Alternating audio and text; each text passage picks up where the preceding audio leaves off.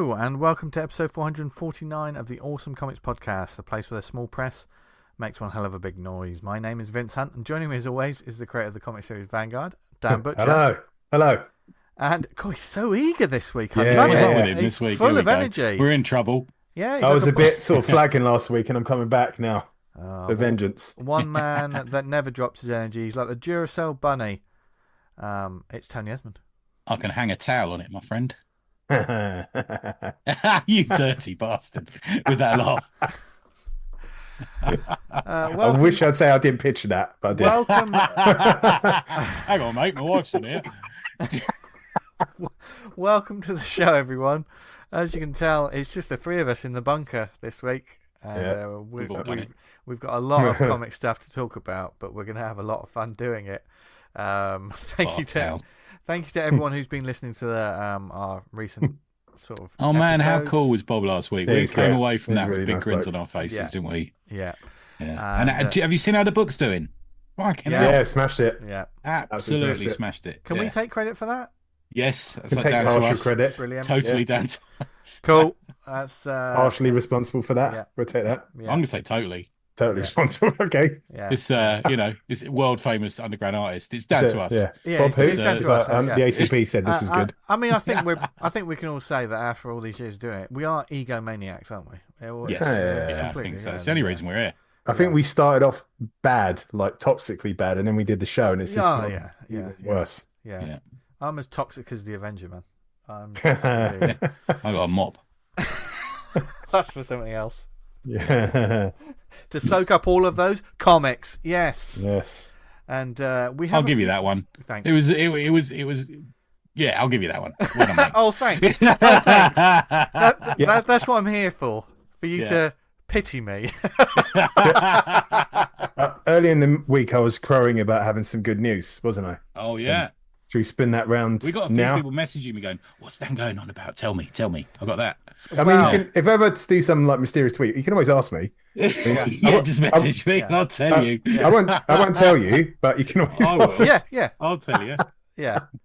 But no, we do have some exciting news because this week is the first episode.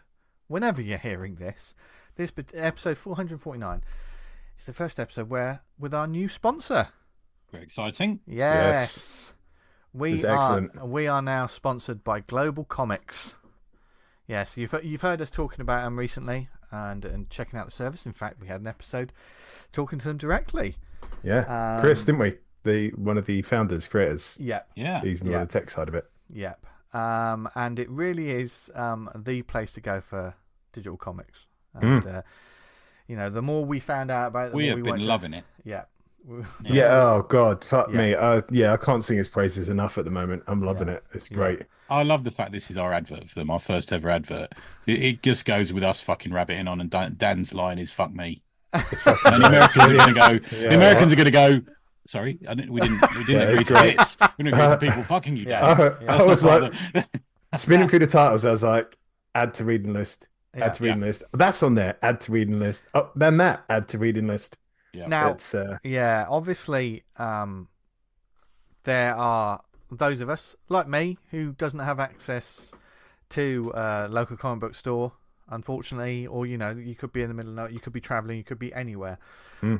So digital comics will never take over from normal comics because we've come round. Do you remember when we started this? I was like, totally. You're a miserable comic. You're a miserable bastard. But digital comics are pretty much a lot of what I read on a weekly basis. I end up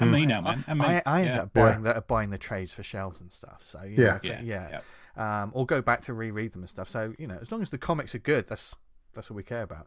And GlobalComix is just brilliant. Like, there's a huge library of titles available on the app. It's like, and seriously, you need to it's easy to use. We've been playing around with it. We were talking about before we started recording this. Literally had half an hour. We're going, if you do this, you can do that, and if you can do that, you're not just discovering lots of comics. You're also discovering like fun ways to read these comics as well.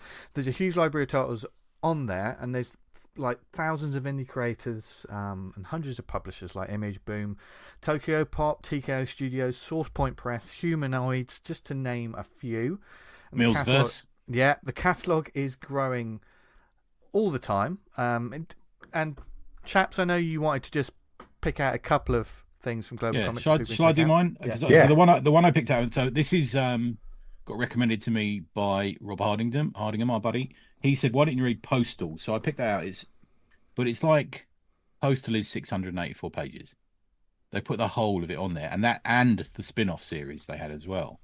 So I read that. It's by Brian Hill, Matt Hawkins, and Isaac Goodhart on art. The townsfolk of Eden wake up to the first murder there in 25 years.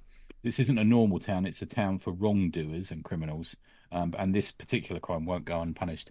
And it is brilliant. Like, it's really, I can't really give it away because there's so much going on in it. But it's called Postal because the central character is the postman in the town. And he's such a strange fish. But you wait, after about 200 pages, you'll go, I fucking love this geezer. There was that phenomenon, wasn't it? Like going postal with like the postal workers turning up at work with a gun in America. Oh, right. Yeah, that's where it came from, yeah.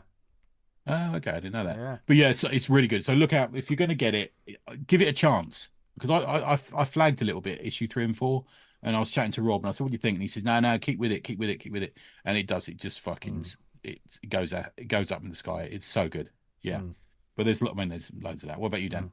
Well, they've got a special running a Black History Month collection. Oh, of course so. Yeah. We've got so many good comics there. Strange Fruit, Freedom Bound, The Banks, that TKO Monarch. Yes, TKO. I've put that on my wish list.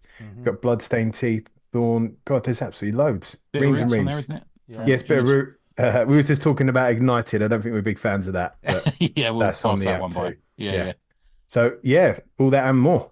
Yeah. And you can go and find Dottie Goes to Hell from our last week's guest as well on there. Yeah. Oh, fantastic! Great. Yeah. I'm just going to put Pat Mills' comic on there now, the vampire one. Yeah. Oh, that's on there. Yeah, mind you, that was a massive hit. There is loads on there, and with the app, not only can you read all of these great comics that we're talking about and more, you can follow creators, set reading status filters, and release notifications for books you're looking forward to in the future. But as we all know, a lot of you lovely people listening are creators yourself, and this is a great service for you, I think, because you can publish your digital comics for free, and they offer loads of great tools for indie creators to help with publishing, marketing, and more. Even on the homepage of the website, it's built to be fair and open. As it says, publishing on GlobalComix is free and open to anyone. 65 to 70% of subscription revenue goes to the content owners. That's good, man. So they want to be sort of pretty forward-facing with the people that are going to be putting their stuff on there. A couple of my buddies are on there, and they haven't said a bad thing about it. To be fair, I mean, we'd say if they did. You know what we're like. We're fairly honest and self-destructive, but they haven't said a bad thing to me about it. So and there's loads of great stuff. If you're an avid comics reader, creator, or maybe someone new to the hobby, or you're listening to the show and you don't actually read comics, we do have some people that listen to the show that don't actually read comics. So hopefully, this is a great sort of thing to check out actually, and you just want to check out some great stories. Then GlobalComix is definitely a place to go. We are hugely excited about this partnership over the next year. So for more information, check out globalcomics.com. That's globalcomics with an X.com. Download the app. It's available on the Apple App Store or Google Play, and you can start reading and publishing digital comics like never before.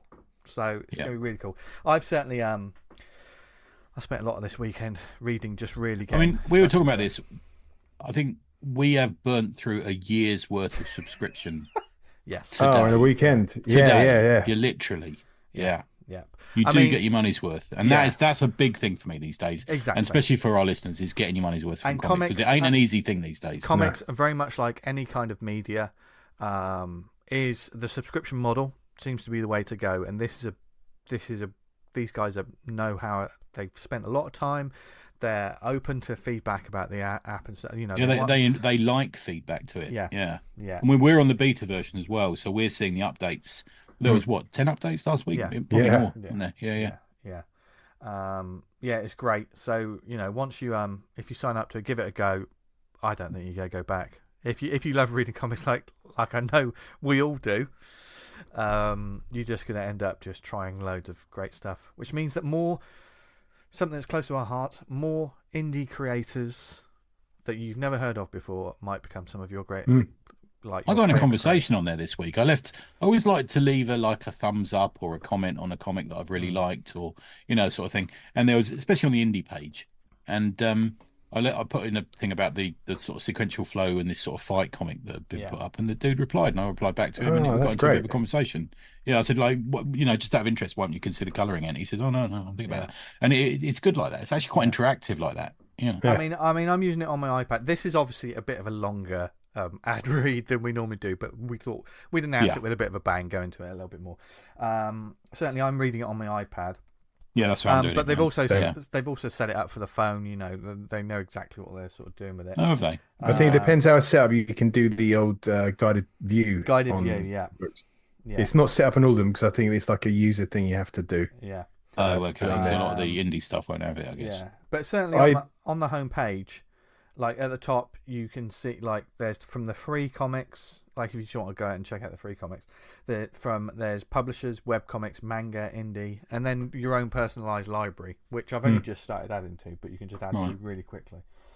And I like I like looking at these sort of like different subjects they've got, because they've got we're so used to that sort of that thumbnail browsing though, aren't we? Scroll to the left, as we do with all streaming services.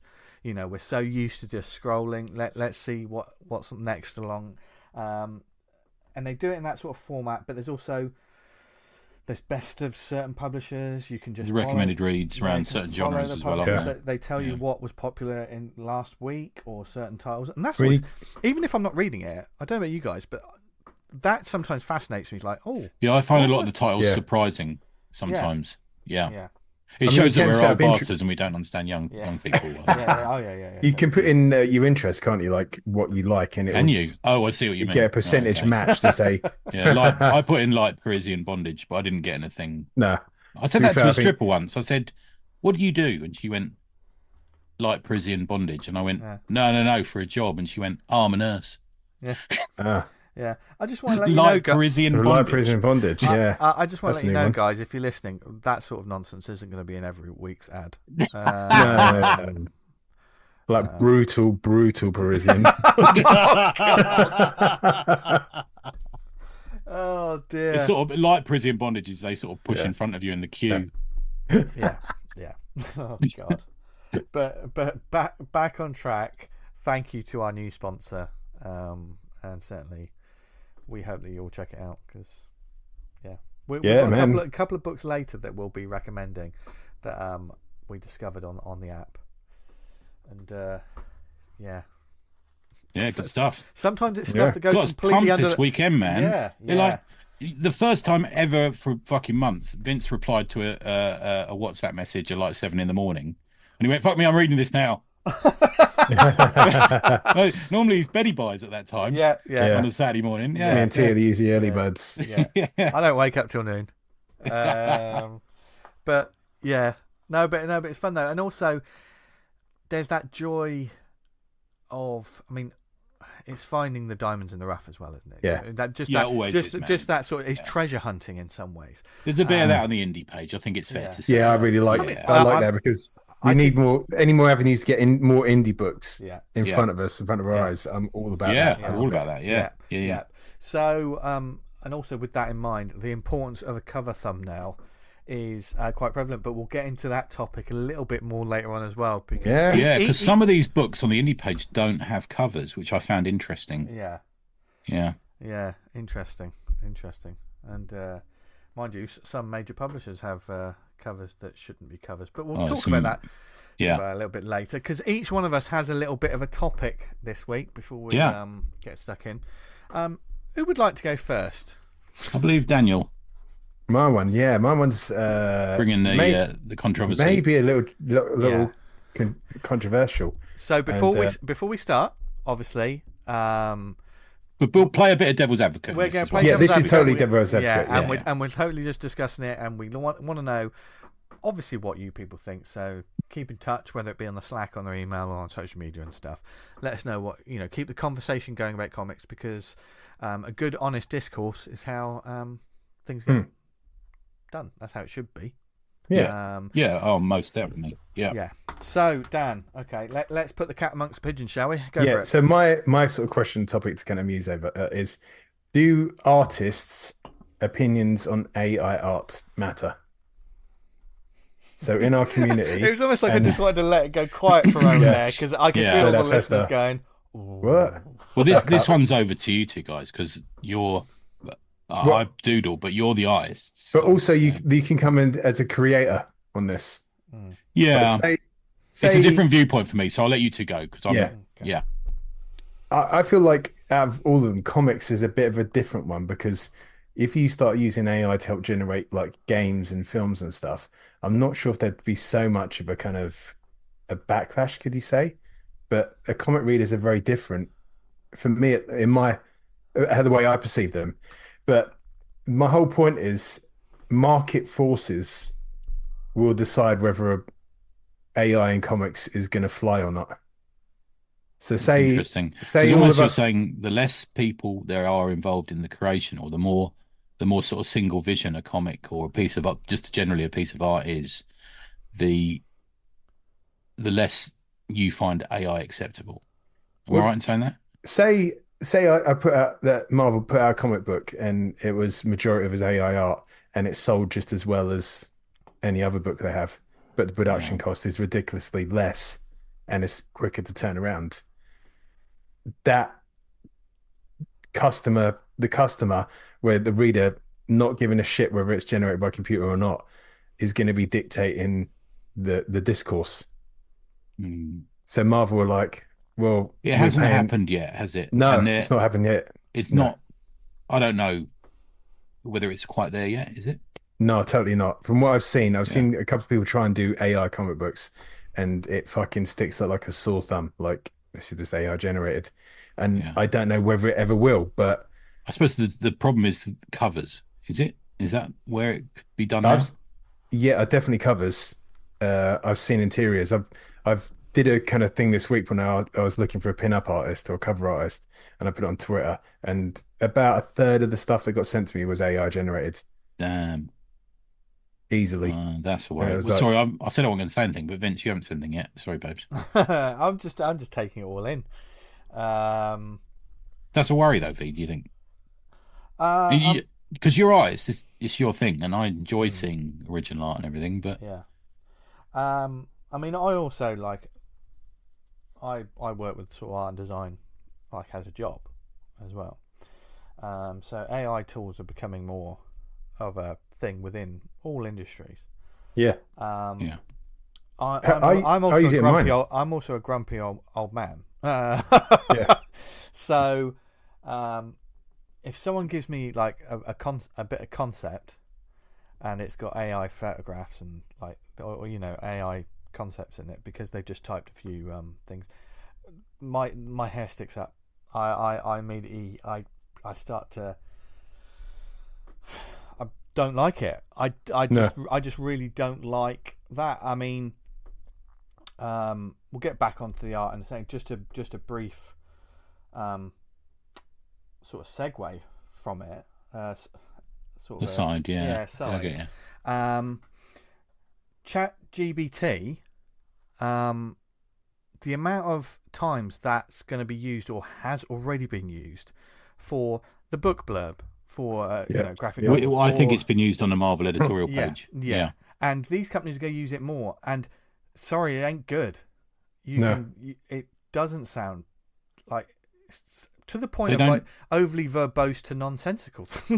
I think because they're grabbing dialogue and lines of work, prose and all that sort of thing from what's out there, rather than grabbing it from what's out there and is good. Yeah, that's the problem.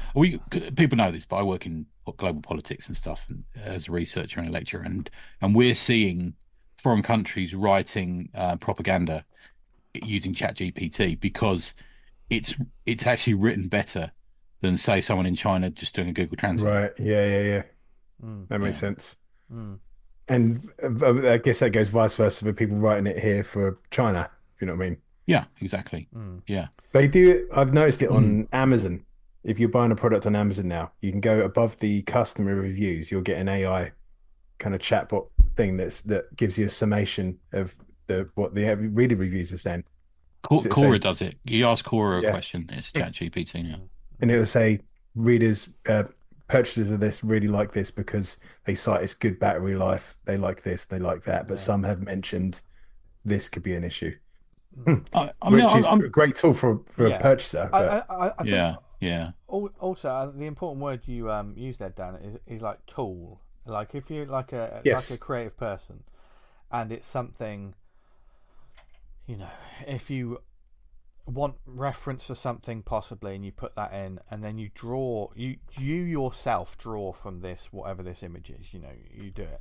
I just can't stand it when like people just use it as a shortcut for things. Oh yeah, that's where we're at the moment.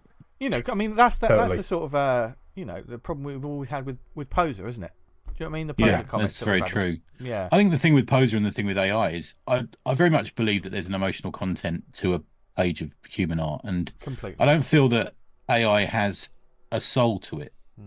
It feels soulless and heartless and humanless, I suppose. You know, one thing I've started to think over the past couple of years is loving ink more.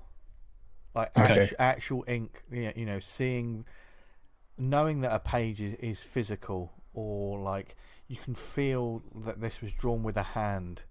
And certainly I've been missing just going to the pad and just getting my fucking Uniball pens. You know, I think my next project is just going to be actual sort of physical drawing. Yeah. Because there is that. There's nothing better than watching someone draw one of these time-lapse videos. I said it yesterday. It's just, I'll be saying it again later. I love doodling on my iPad. I love drawing on the iPad, and obviously the joy of like having an undo, etc. Blah blah blah. But there's something to be said for the art progressing through its mistakes, through the showing the mistakes, through the element of like that's not quite right, but on to the next panel. Or, the splashes of ink and stuff are beautiful things to me sometimes. Working mistakes in to make it. And to go back to AI, if I just sort of like, if people are using this to shortcut, how will anyone ever learn? The machines are learning. Right? Look at handwriting. Look at a lot of things are disappearing. Because people aren't doing it and they're not learning it anymore. At one point, someone with a bit of noodle and a bit of artistic skill is going to kind of like make that jump and make it work for them. I'm trying to make the analogy I'm trying to make is like artists complaining about cameras, photography coming along.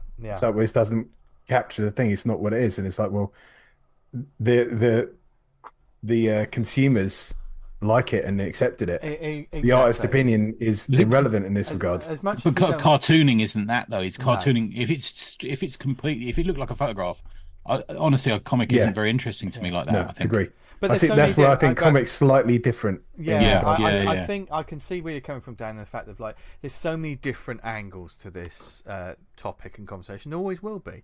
But like you've been saying, Dan, like if we go beyond this bubble, if the comic and the work and stuff is suddenly a product, it's on the shelf, it's in the stores, and it goes out to the general public. Oh, the general public, what do they know? But essentially, this is the same general public that are buying phones that come with pens, so they can scribble out something that's wrong on the photo they just took, and AI will fill it in. I hate that. I hate that turning head thing. But because the general public want it boxed in a certain way, they want to be able to just they want to just quickly click, I get what I want. And I mean, do you think the majority of younger people like uploading stuff to Snap and Insta and not adding beauty filters and touching the photo up? Yeah. It's interesting what you say there, Dan, because if I'm right in your original premise was, should we be listening to the artist or should we be listening to the customer? And it's got to be a bit of both, I guess. And isn't everyone in some way appreciative or part of the art process, by reading it? I know, but I just think it's important. It's like I was trying to find something that's happened in the past that is comparative, and the photograph was about the nearest thing I could get to in my head. And I think you're right. I think how much of us gives into technology and how much of us doesn't. A lot of people don't draw on iPads. A lot of people don't use digital, effects and everything. And all power to them. There's room for everyone, but is there room for people who just do a prompt and get a picture? Then it's not art, is it? It's not art at that point. I feel no. Yeah. Art has this, well, I read a quote today that said the most important thing about art is how it makes you feel, and most AI art at the moment makes me feel repulsed. Yeah, it makes me feel disgusted. Just weird, isn't it? It's that sort it's going to change, like the uncanny valley. That's what they call it, isn't it? When there's sort of like a isn't that an artificial person that doesn't? What's that? Right. Well, it's when kind of a robot, like it's close to becoming a human, and there's an uncomfortableness with the look of it. It's like it's too close to being human. You can't kind of. Okay. I butchered the meaning of it there, but it's just a little bit too close, but not quite right, and it's kind of unsettling. Yeah. I know that Cole put a picture up on the site, didn't he, this week of was it a poster for a beer festival or something? And he said, I think this might be AI. I don't know. Yeah. It's different with comics when you got panel to panel, but there's times where I've seen stuff and I'm like, I'm not sure if that is or not. And I wouldn't want to be one of those people that fucking rally up the mob to say, it's certainly gonna some robot in a corner crying. I mean, for me, those sort of industries where, like illustrators, because I'm not fully formed professional freelance illustrators, but those people that make their bones from gig artwork, merchandise artwork, for bands and all of this stuff. I mean, for movie posters, etc. I mean, I follow amazing artists on Instagram just to see they're like, wow, God, this guy's this. I think is it Luke Price or whatever? He did like loads of Metallica's work, and he's done like video game Gears of War limited edition like vinyl art. And I'm just looking at it thinking this stuff's amazing. But there are other people that are going to be like, I want something like that for my project, but I don't want to pay someone money for it. It's always money, isn't it? It's the money that leads. Yeah. Well, that's one of the things that I was saying about like the big publishers or the big studios, that if they can see that they can pump out content at a cheap price using AI generated stuff or to help them, that's what they're going to do. They're completely and utterly unscrupulous in that regard. Yeah, but the thing is, it's never a big sudden change, is it? It's always that creep. No. And I always wonder, at what point do we object to a piece of art? If it's a photograph with a filter on it, I'm not interested in it. But if someone's tracing a drawing, sometimes I'm okay with that. Yeah, we see it a lot in some books from Image, and I'm okay with that. Backgrounds, for example, I'm fine with that. So it's almost a slow creep between what we find acceptable. It's also the important use of the word reference. When does reference become the preference? Do you know what I mean? That's cool. That was good, wasn't it? But are people using AI to do backgrounds? I mean, how would you feel about that, guys? It's interesting because, as well as there's very, very much certain cause of my being that is opposed to all of these things. Yet at the same time, if it's something that could be used as a tool to help someone learn, but to do it themselves. Do you know what I mean? If I'm like, there is no particular angle of this haunted house that I can find, and it's much like creating a 3D model in like SketchUp or something like that. It's almost like I do that all the time on my comics. If I can create that and then draw from that reference, but I will still be drawing from that reference. Gotcha. Whereas if I was like, I'm just going to create that and I'll just use that model in all the backgrounds, I'd be uncomfortable with that. I wouldn't be comfortable doing that. It's done in that background thing's done in a lot of Western and Eastern comics, isn't it? Yeah, totally. I mean, when and has been for years. The time constraints, you're just going to go to it. A lot of the time, you can see it's just like, right, okay, I can see you've done that. It doesn't bother me too much. I mean, who's the artist who does Secret Invasion on the original one? Is it Lionel Yu? Oh yeah, He's used that. I see that a lot in his work. Okay.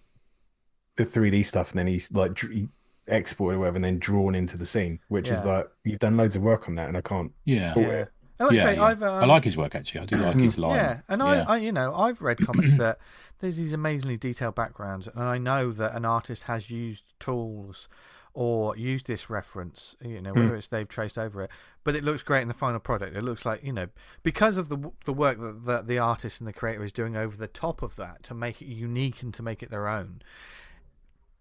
But if it was like, if the whole book was just like that, it would lose its life, isn't it? That's the thing. Is like, I think the thing I fear about. Sorry, go on.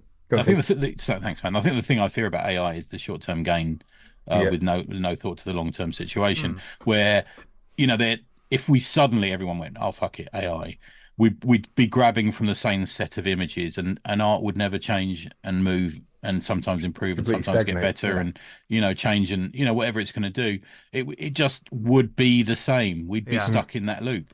But I want the originality, which doesn't come from a computer.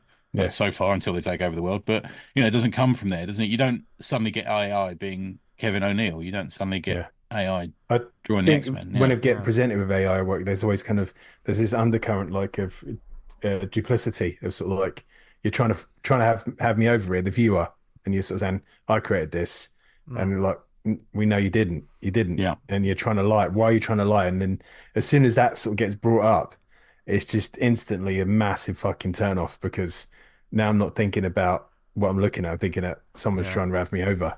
I've had it with art given to me that it was clearly lifted from somewhere else. And we haven't even it's a completely different topic as part of it, but we haven't even gotten into the fact that artists, as an artist, your work being referenced. Do you know what I mean? All those the legal stuff, the copyright stuff, which some people are now. There's something we've been doing where this is a vast subject. This one, But okay, so how would you feel about this? You're my age, so you're about to die, and you need to. I remember when bread was sliced. The bread granddad, and you decided your hands are too shaky to draw, so you create your own AI producer. I don't know what they're called, and you put all of your artwork ever into it, and it produces Daniel Butcher's pages. How do you feel, Dan? I don't have a problem with it. Right.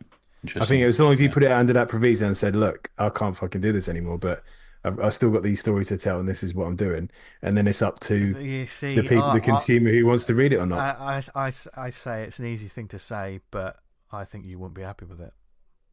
Potentially. Because there's something to be said about just the age-old thing of building something with your own hands. Do you know what I mean? Or writing something with your own hand, or that creation. Even though you're shifting it around, and I understand. I totally understand this question where it's come from, and like I would be like, oh yeah, I could draw like the time I could draw the best.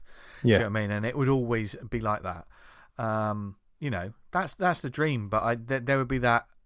I totally. I mean, I think I didn't do that.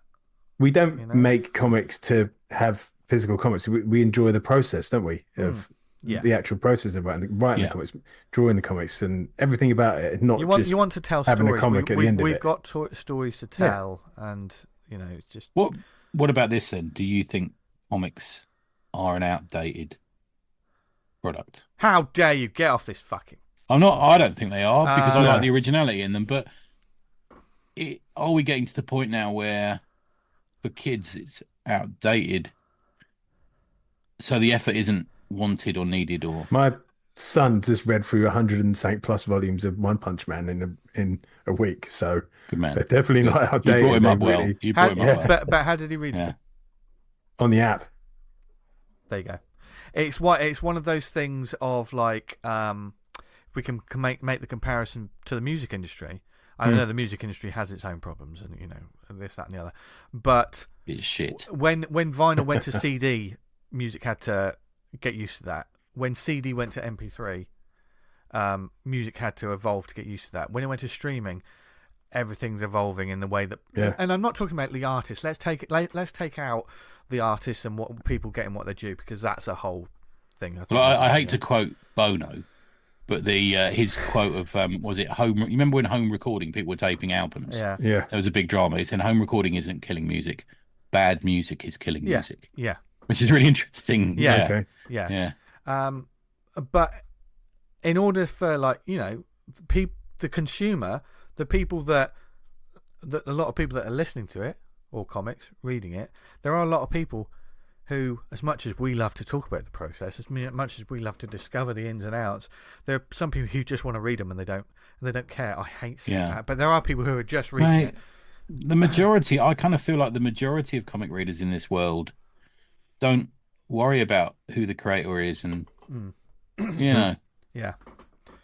I saw someone today saying like, why have they decided to make a TV series or a film out of Legion of Superheroes? Like no one talks about it. It's like, are you fucking mental? You fucking mental. You don't know what you're fucking talking about. Like everyone talks about Legion of Superheroes. That's like, oh, you read Legion? It's nuts. Then to identify yourself as kind of like a comic fan, and I say, well, who's Legion of Superheroes? You're like, okay, whatever. Don't talk about me. Yeah, so there's a lot in this fucking subject, obviously, that we can kind of glaze over, but it's changed. So it's even since we had who came on and talked about JWC and her husband came on, didn't they? And ever since we've had them on, the world has just changed again on it, isn't it? Yeah. You know? Yeah. I do like that thing. Have you seen that you can buy a false thumb? Have you seen this thing? So you can buy a thumb that fits over the top of your thumb, so it looks like you got two thumbs, and criminals are buying them so that when they get caught on CCTV stealing something, they can say, that's AI. AI. You don't have two thumbs. They've done that one, the bot now that it finds photos of like lewd photos of women on the net and dresses them. I can't. Right, AI's rubbish. Yeah. Let's fucking hunt it down. Some men just want to watch the world burn. Yeah. I get a feeling that's not men, is it? Yeah. Well, no, I can quite easily say that men have done that because, as I said, some people just love fucking shit up. Yeah. Mostly men. Yeah, mostly men. Yeah. It's a topic that's not going to go away, and certainly as these big companies, it goes beyond the mediums that we have, and to like, you know, the people that are pushing these bots. I mean, there's things where AI could be fantastic. You know, talk about like, you know, medical procedures and all of this stuff. Oh mate, and instead it's like, oh, I don't know. It's not stopping. It's not going away. Nobody is stopping it. DC did put a Batman book out. And it's all AI, and it hit the fucking #1 in the charts. And all the artists were saying, "This is rubbish. This is AI art." And it's like, well, it doesn't matter. Yeah, fucking sales. But I think we are far away. Comics from are different because yes, we're far away from that. Because I'm not advocating for the positive of that. I'm just saying. Yeah. Well, the thing is, it goes beyond. As much as we hate it, it goes beyond the creator to the big business. It goes beyond the publisher to the people who go, well, that's just easy. Let's just put that out. Well, and I mean, kind of that is what Marvel and DC are, aren't they? Yeah, totally. Yeah. I think we're totally going to see more ChatGPT inside cover things. There's going to be a lot of people who we'll get ChatGPT proofreading. I guarantee that one he sent to us. What was it? Was it a Spider-Man one, T? And it was fucking terrible. Yeah. It was. I would just say this as a warning. It's almost like the end is nigh, Joel. No, but as a warning to these editors and stuff, because a lot of these are tools that people still have to tap in and then get the result and then just put that result, you know, print that result. If you're making these shortcuts to do this thing, and it's not that great, okay. So you're just trying to get the easy life. What's to stop the person above you saying, we don't need them. We could just do that ourselves. Yeah. So there could be a lot of people editorially shooting themselves in the foot. Yeah. Their job will go. Exactly, and their job will go. So that's the short-term view. That's the problem with comics. Yeah. In a lot of ways, is they've only got this that's why comics keep getting rebooted every fucking 6 months. Yeah. You know, they just got this short view sales sales are down, so we employ people who are kind of not got a lot of experience, and you can pay them less. Yeah. And then you fucking race to the bottom because no, we're going even less. Let's hire someone even cheaper who doesn't have any experience whatsoever, and we put them on one of our flagship titles. The sales are dropping. I don't know what's happening. Yeah. But happy times. That thing's gone like that's like a business lesson time immemorial. Exactly. If you sales are dropping and you start dropping the quality of your product, to recoup those costs, you're just going to keep going in that one direction, aren't you? Yeah, it's down spiral, isn't it? But I think that's also to get us, you know, obviously this is a complicated situation, and keep the conversation going on the Slack, on the email. I'm sure you will. If you go to the Slack, I think it's Simon or Cole posted a podcast about AI that they said was really interesting. Yeah. Oh, fantastic! I've downloaded it to listen to tomorrow. Yeah. So I don't know about you guys. I'm totally open to hearing about it. I want to hear about it. I'm not completely like this is rubbish. I'm trying to take an objective view on. Yeah. Know your enemy. It's like a Sun Tzu situation, isn't it? Yeah. So, I've got a Japanese proverb actually for later in the show. So we're nice. About tonight. Okay. Yeah.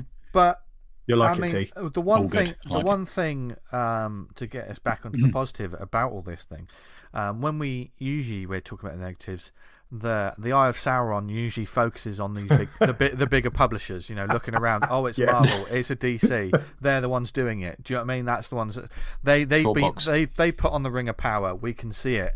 And yet there's the wonderful indie creators. The reason that we're here doing this show, the people that love the pen and the ink, the ones that are just trying to put out their comics. We love you guys doing it. The ones that don't want to use these tools, or maybe you do to help you make the product that we want to read.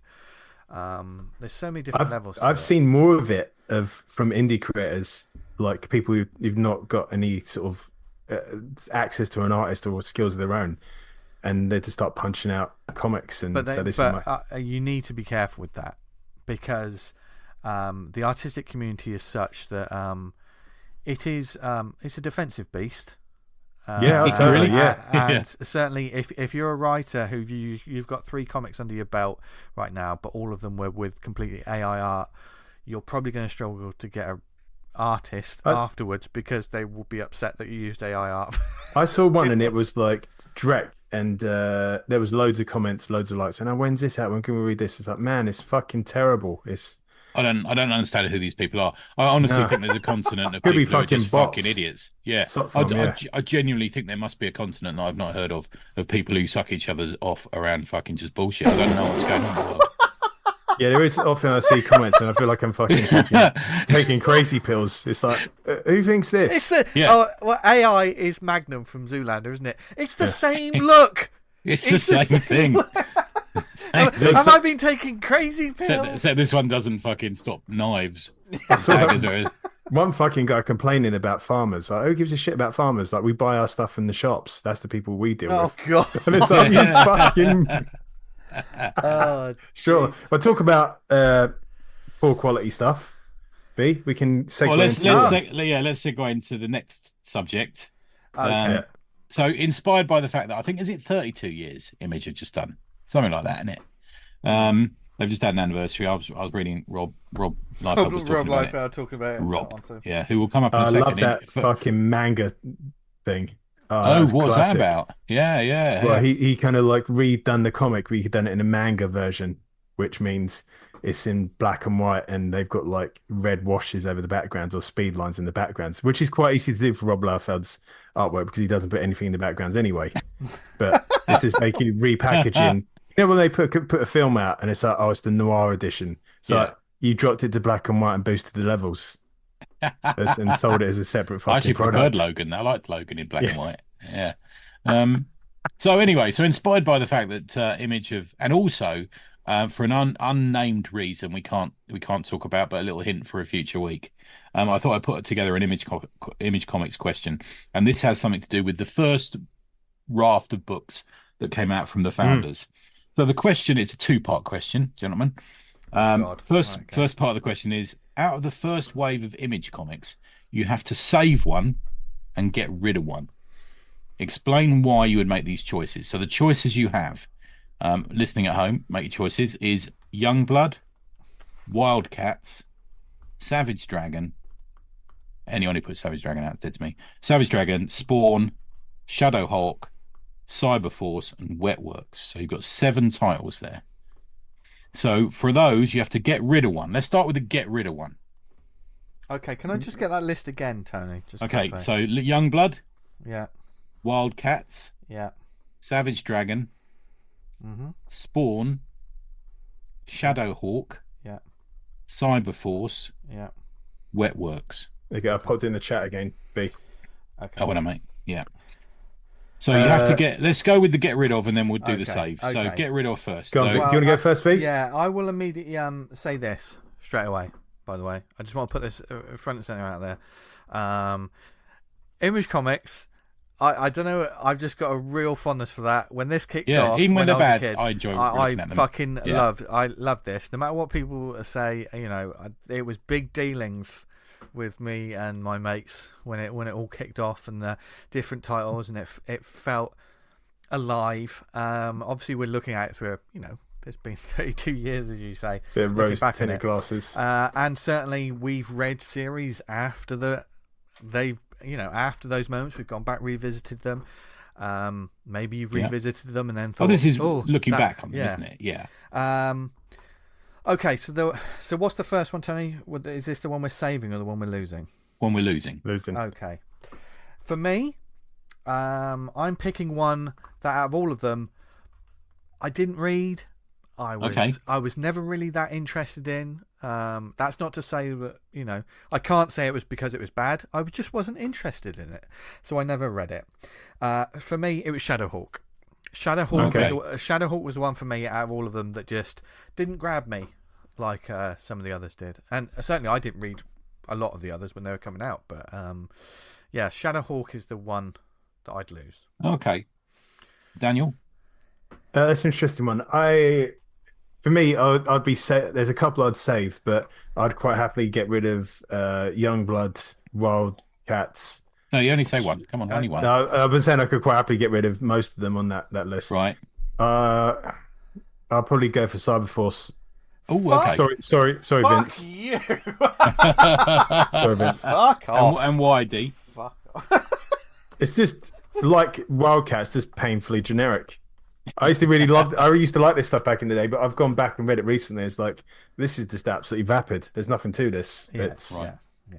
Sorry, Vince. I know these are near and dear to you. I understand it. You're dead to me. I will say. I will say though that you remember they rebooted Cyberforce probably about 10 years ago, wasn't it? They kickstarted it or something, didn't they? Yeah. I was not a big fan of that at all. That was right. Okay, that was terrible. But he's a great artist, though, isn't he? Yeah. I liked it when it was just a different sort of X-Men. Yeah, that's the thing. Like it's like all the raw ingredients are there, but like the writing is just there's nothing. Like it's just really whoa. Okay. If they'd have had decent writers with them if they were decent writers alongside artists, they'd have absolutely fucking terrorized. Okay. So mine is Wetworks, just because it was just boring. Okay. It just I don't looked think great. I ever read that. It just didn't do anything. I'm like, he's probably the creator I'm interested in least out of them. It was essentially I loved his Punisher run though, the Will Portacio's Punisher run. Yeah. Okay. I loved yeah. They were like special forces, but they kind of had that golden plate and they were fighting vampires. Vampires and See, I don't even remember that, and I read it. I've got the first so many issues. It took ages to come out, as they all did, though. I think it was the had like one. Had some personal issues, family stuff that hit when the first one or two came out, and he couldn't do it, which is a bit of a bummer. But I love the concept of it, and certainly when I got into Wetworks, it was when the series had been going for a while, and there was different artists that sort of jumped onto it and stuff. Yeah. Which is where a lot of these improved. Yeah, for me, yeah. You know. Oh god, when you got Alan Moore like taking on stuff on the Youngblood stuff or any of his stuff, that's so much better. Yeah. So let's go to the one that you have to save one. Okay, so look, are we looking at it like this, Tony? We've gotten rid of 3, and there's only 4 left, and now we have to. No. You come on. Just the 7 for you. So you'll have lost. What did you lose? I lost Shadowhawk. So you have to choose one that's definitely staying, and then we'll move on to the second part of the question. But we'll discuss the good and bads because I think it's interesting that a certain person's name hasn't come up yet. I think that's very interesting, and I've got a theory around it. Yeah, but so who would you save, V? Which of the titles? Yeah, you get to save one. Definitely not going to get fucking thrown away. Oh God, I would probably say. What's that noise? That was me. That was me just trying to decide. Yeah. The horns of the dilemma. God, yeah. Choosing between his babies. Which one to? Yeah, it's the same list, isn't it? Same list to 7. Yeah, Youngblood, WildC.A.T.S, Savage Dragon, Spawn, Shadowhawk, Cyberforce, Wetworks. Now, I'm looking at this, in a sort of way of like, there's the ones you love, but does it have legs? Do you know which one has legs? And for me, Savage Dragon is the one that I'd probably save. Exactly. That's what I'd have gone for. Because and me, that's a three-way fucking. We want that. We never want that one to stop. We don't want it to go away. Yeah, because a lot of them are Usain Bolt. They are 100 meters unfucking stoppable, but 15. And then they stop after 100 meters. Yeah. Who do you want doing the marathon? Do you know what I mean? I think Savage Dragon's proved, whether you read it or not, and I'm not an avid reader of it like Tony is, but when it comes out, we had the new one this week. Yeah, but it's been ages since the last one. Yeah. That first miniseries for me was the strongest out of the initial Image launch. Really dark, bloody, and brutal as well. I remember. And he was like a proper character who got fucked up, and actually, like, there's some decent writing behind this. It's not just. Yeah. I preferred it when characters. Yeah, I preferred it when he was like the cop, when it was all like the cop stuff. Yeah, I really like that. It's interesting. So, I mean, I actually think Dragon is kind of the given there because it's got him and Spawn. Maybe I could see if someone went for Spawn. Yeah, Spawn. Because they've got that long run. They've established decades of fans and stories and spin-offs and everything like that. An interesting thing is, I think Spawn, part of Spawn's ongoing legacy is because I think it's had more of a successful universe. Whereas Savage Dragon has been like, I know it's had spin-offs and it's had miniseries, it's had these different things. Consistent creative. For the most part, it's been Savage Dragon, hasn't it? It's been Larson. Yeah. Whereas there's you've got the Spawn title, but you've also got Medieval Spawn, you've got Gunslinger Spawn, you've got Sam and Twitch, people doing all of that. So there's a whole universe to it. So there could be 15 to 20 books at any one time. I set that challenge up last year to read through from Spawn 1 to 100. It's hard. And I stopped because I was so fucking bored. It's fucking boring. Yeah. It's just like there's so much promise in like the Spawn storyline, even though it's pretty much ripped off from Faust. I just like it's just so kind of overwritten, overwritten. I read that. I hadn't read a Spawn thing for about 10 years until recently. I read an issue of the Scorned? You know that teen book? Have you seen that one? No, I've not read that one. Yeah. It's an ongoing, isn't it? I read issue 1 a while ago, and it was very interesting. I read some Spawn. It was a good book, but I think during lockdown because I was chatting to Strotty about it, and I was saying it's all right.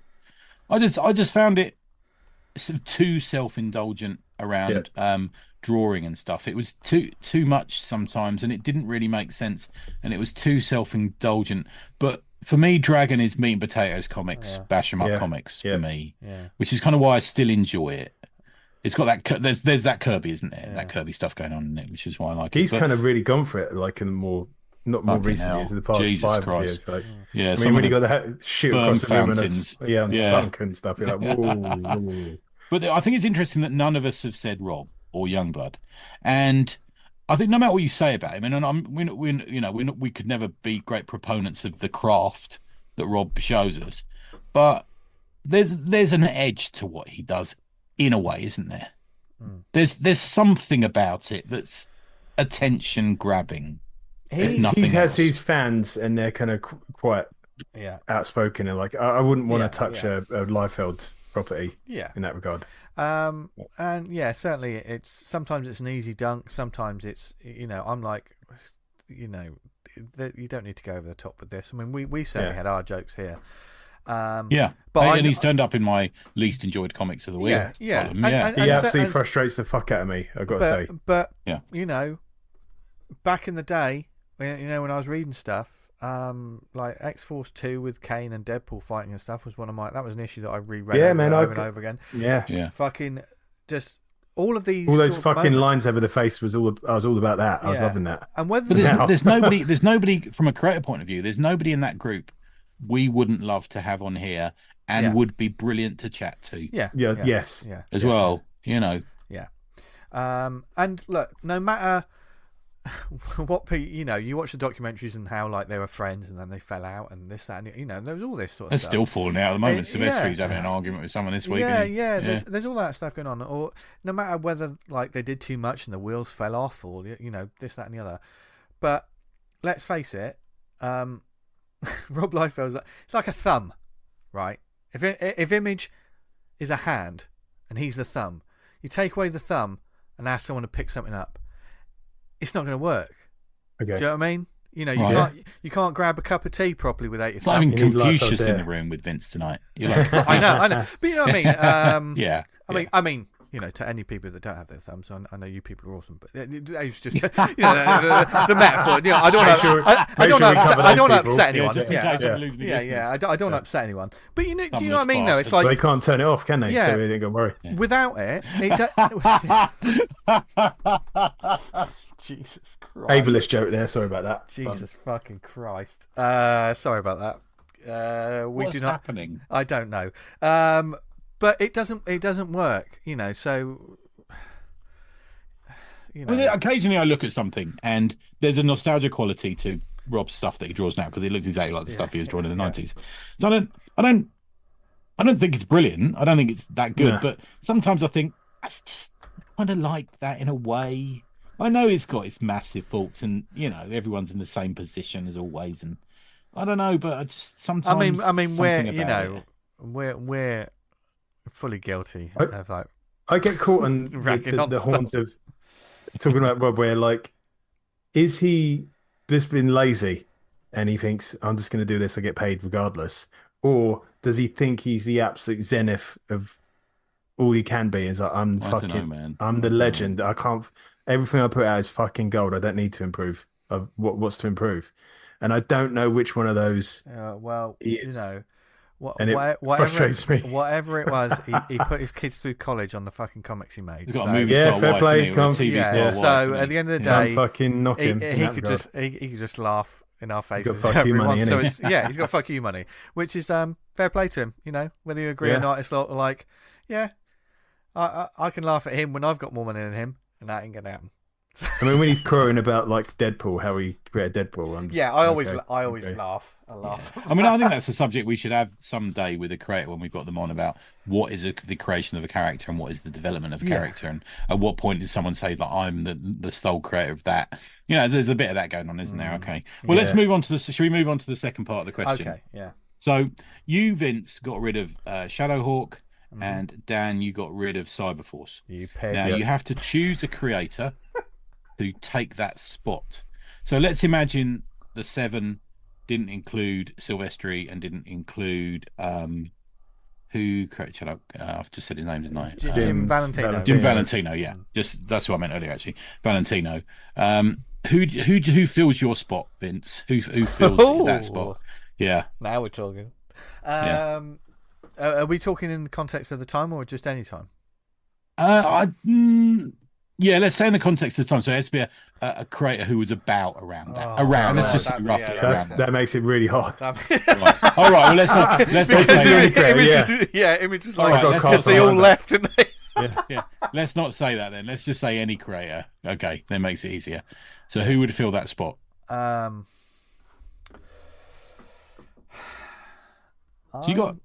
you got somebody interesting who could, you know, boost the sales, be part of the crew. They're grabbing big names, weren't they? Yeah, but it's weird. Like you're gonna pick the ones that like some of your favorite artists, aren't they? Or like, you know. Yeah, that's fine. That's fine. And sometimes for me, it's one of those artists who I think is one of the best there is, has been for many years.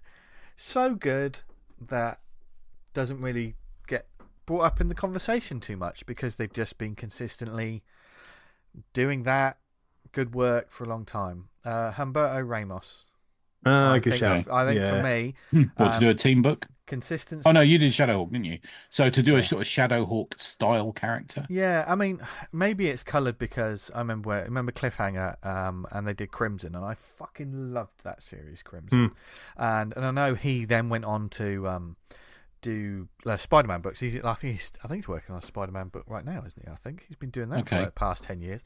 But it is that I think a sort of singular hero with a decent sort of rogues gallery. I think it's just perfect for him. You get a good writer with it as well. Get him together with something like that. I think it could be something special. Okay, cool. That's mine. Daniel? I would go someone from the time, artist-wise. That'd be Joe Madureira doing.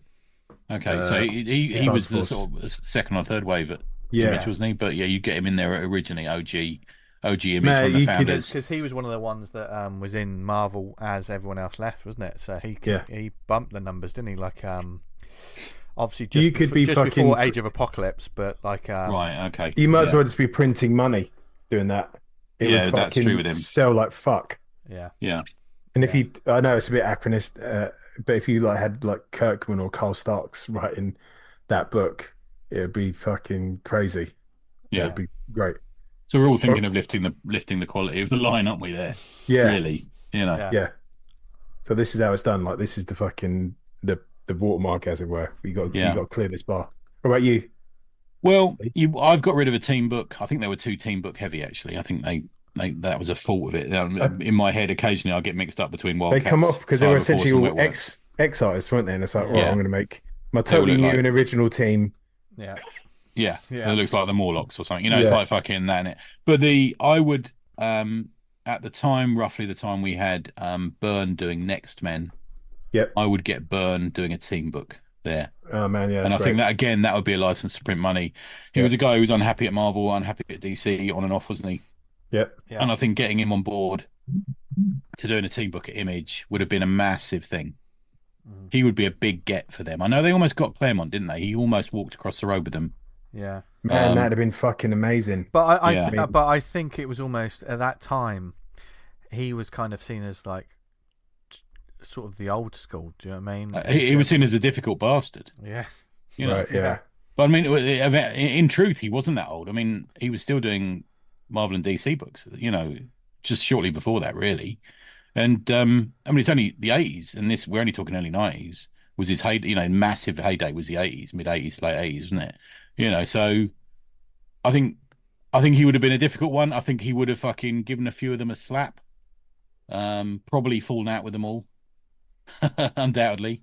But I think he'd have fitted in. He'd have been what the fanboys wanted because he's got that ability to do that quick style. He'd have put more books out than the rest of them put together, I guess. Yeah, mate. Yeah, I think all those books we've pitched there, I'd read them. Yeah, me too. Yeah. The thing is, I mean, you can't. Image was the lightning in a bottle. Yeah. And I can say for a fact, you can't recreate that again because pop culture and the culture in general has changed. So, we're seeing things like, I mean, I spoke about like Ghost Machine, like last week, this universe that's filled with brilliant creators, and all these like Cliffhanger, all these different people over the years. There's so many versions of it that came after that. Yeah. It's definitely a moment in time, and yes, that moment's gone completely. Yeah. But interesting times. Now it's all crowdfunding. Yeah. Yeah, it seems to be going that way. Yeah. Which we'll probably get across the line for you if you've got a crowdfunder. Although perhaps one day this year, this sounds a bit mad, but perhaps we should have because it is it some sort of Image anniversary this year, or are they? I think it was 32 or something. 32. Yeah. I think it's in June. Is it, or is that already gone? I thought I saw Liefeld going on about it. Oh, okay. Maybe just the year. Yeah. But, maybe. Yeah. But maybe later on in the year, just for a bit of fun. How about the Awesome Comics pod? We put something from the original lineup or something. We read those issue ones of all of those series. Of all of those series. Yeah. And do a little what works, what do Are they all available to read? Are they all available? Where can you get? I know you can probably get it for $4.99, but where do you get Youngblood 1? Is it on Comixology or the version, whatever it's called? I imagine it'd be on some kind of service somewhere. Yeah.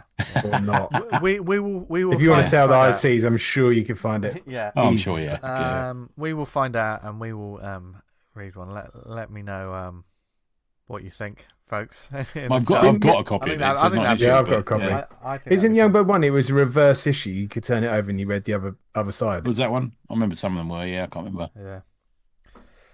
Interesting times. Yes. Yeah. That was a nice little thing to think about, Tony. That was good. Nice work. It just occurred to me this morning during one of mine and Dan's 7 a.m. text exchanges. Yeah. Well, it's interesting because I thought it was going to be we eliminated one straight away and we were only left with 4. Which one do we save and the others get lost. I see. I thought which image book is left at the end, and if we take if we take that into account, Savage Dragon is the only one that's left. Yeah. You know, if it was Battle Royale, if it was like, you know, but we all picked the same one to save, which we did. I mean, let's face it. What's left anyway? Savage Dragon and Spawn. Is there any of the other ones left? No. Any of them are still going? Cyberforce still going? I don't know. Don't think they're still going. No. And a lot. So you backed one on Kickstarter, V, for Cyberforce? No, I remember when it came out on Kickstarter. I think when they published it properly. That's a good 10 years ago, isn't it? I reckon. Yeah, and I think when they published it, I thought, oh, Cyberforce, what's this like? And that's the last I'm going to say about that. Because it was one of those changing everything. So, you know, when I remember this character. You're not the character I like. Yeah. Oh, I remember this character. Oh, no, this is a completely different type of character. I remember that. Oh, you've just killed them. You know, and it was a real. I guess it was, as a fan of the old series, reading something when they completely put a new paint on it. It just wasn't for me. I hate these people. Do you know what I mean? Yeah. You know, I hate this. I hate. I hate everything. But we love comics. Apart from the ones we got some coming up. We're going to talk about. Yeah, apart from the ones we hate. Don't start on that. We've been very upbeat so far. We have been very upbeat. One thing that I thought was quite interesting is something, and just our last topic before we get onto the shout-outs. A little artistic endeavour that I threatened to do a few weeks ago. Oh, yes. I think I threatened it on the WhatsApp. I didn't say it on the show, did I? I don't think I said it. I can't remember. I can't recall if you mentioned it in passing. You were like one of my French girls. You did post it on the socials, didn't you? I did post it on the socials because it became a little sort of design project. That. Yeah. Sorry. A design project. And this was, I looked at a comic cover. I looked at Daredevil #5 from Marvel Comics.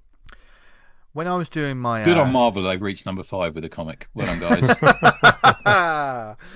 What a time to celebrate. But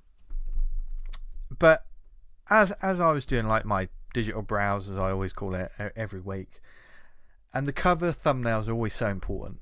Even if they look fairly sort of generic sometimes, at least they're doing their job.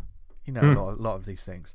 One thing I've noticed about Marvel Comics in specific recently is the laziness and the absolute lack of effort put into the furniture of a comic. Now, that may sound strange to a lot of you. Like, what are you talking about, furniture?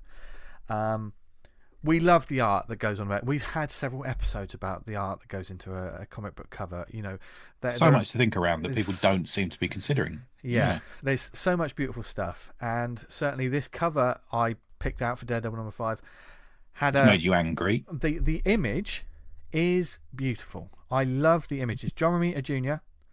It is She-Hulk facing off against Daredevil. She's literally looking at him, and she's snapping one of his, what do they call them? Billy clubs. The Billy clubs. Yeah. She's literally snapping it, and you can see, like, it's a wonderful bit of art because you can see the sort of cable that's within the Billy club. You know, it's a brilliant John Romita Jr. piece, and the colour's nice. You know, just really offset. But then I saw two versions of this, and both of them literally just had the logo plonked on.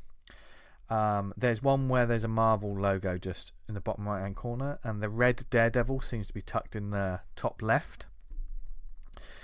So much so you can hardly read it because it's covering She-Hulk's hair, and there's a big space. She has got good hair, to be fair. She-Hulk, lovely hair, lovely hair. And I think the proper official one that was used by Marvel is little Marvel logo, top left, 3 names of the creators within the book, little box saying #5. And a Daredevil logo in white on the bottom right. For me, neither of them worked. Both of them did a disservice to the actual artwork. It looked like they've got one of those sort of clean covers with no images on it. You know, the case you get as a variant. And then somebody thought, oh, fucking, we won't do that. We'll just put that logo on it there. Yeah. If you saw this as a physical cover, but the front cover was a clear piece of polythene, plastic with the logos on, and you could turn that over and just see this piece of art on its own. Yeah, that's fine. But as this thumbnail, it just all of a sudden all the design alarms went off in my head, and I just immediately went, I've got to tell the lads about this. This is wrong. I'm irrationally fuming about this. You spent hours on this.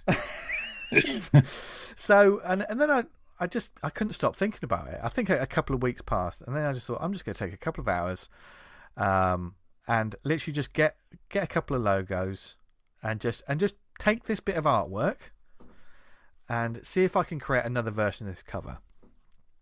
Just as an experiment. It wasn't sort of like I'm doing better than these people. It was like, okay, let's try this. So I put together a cover that had, because I'm just old school, and this probably gave it away anyway, because I'm old school and I like the box on the top left. Corner box. We all like corner boxes, don't we? The corner boxes. I did my own sort of version of that tried to modernise it by putting a little QR code that would you could scan and lead you to the actual Marvel page about this issue.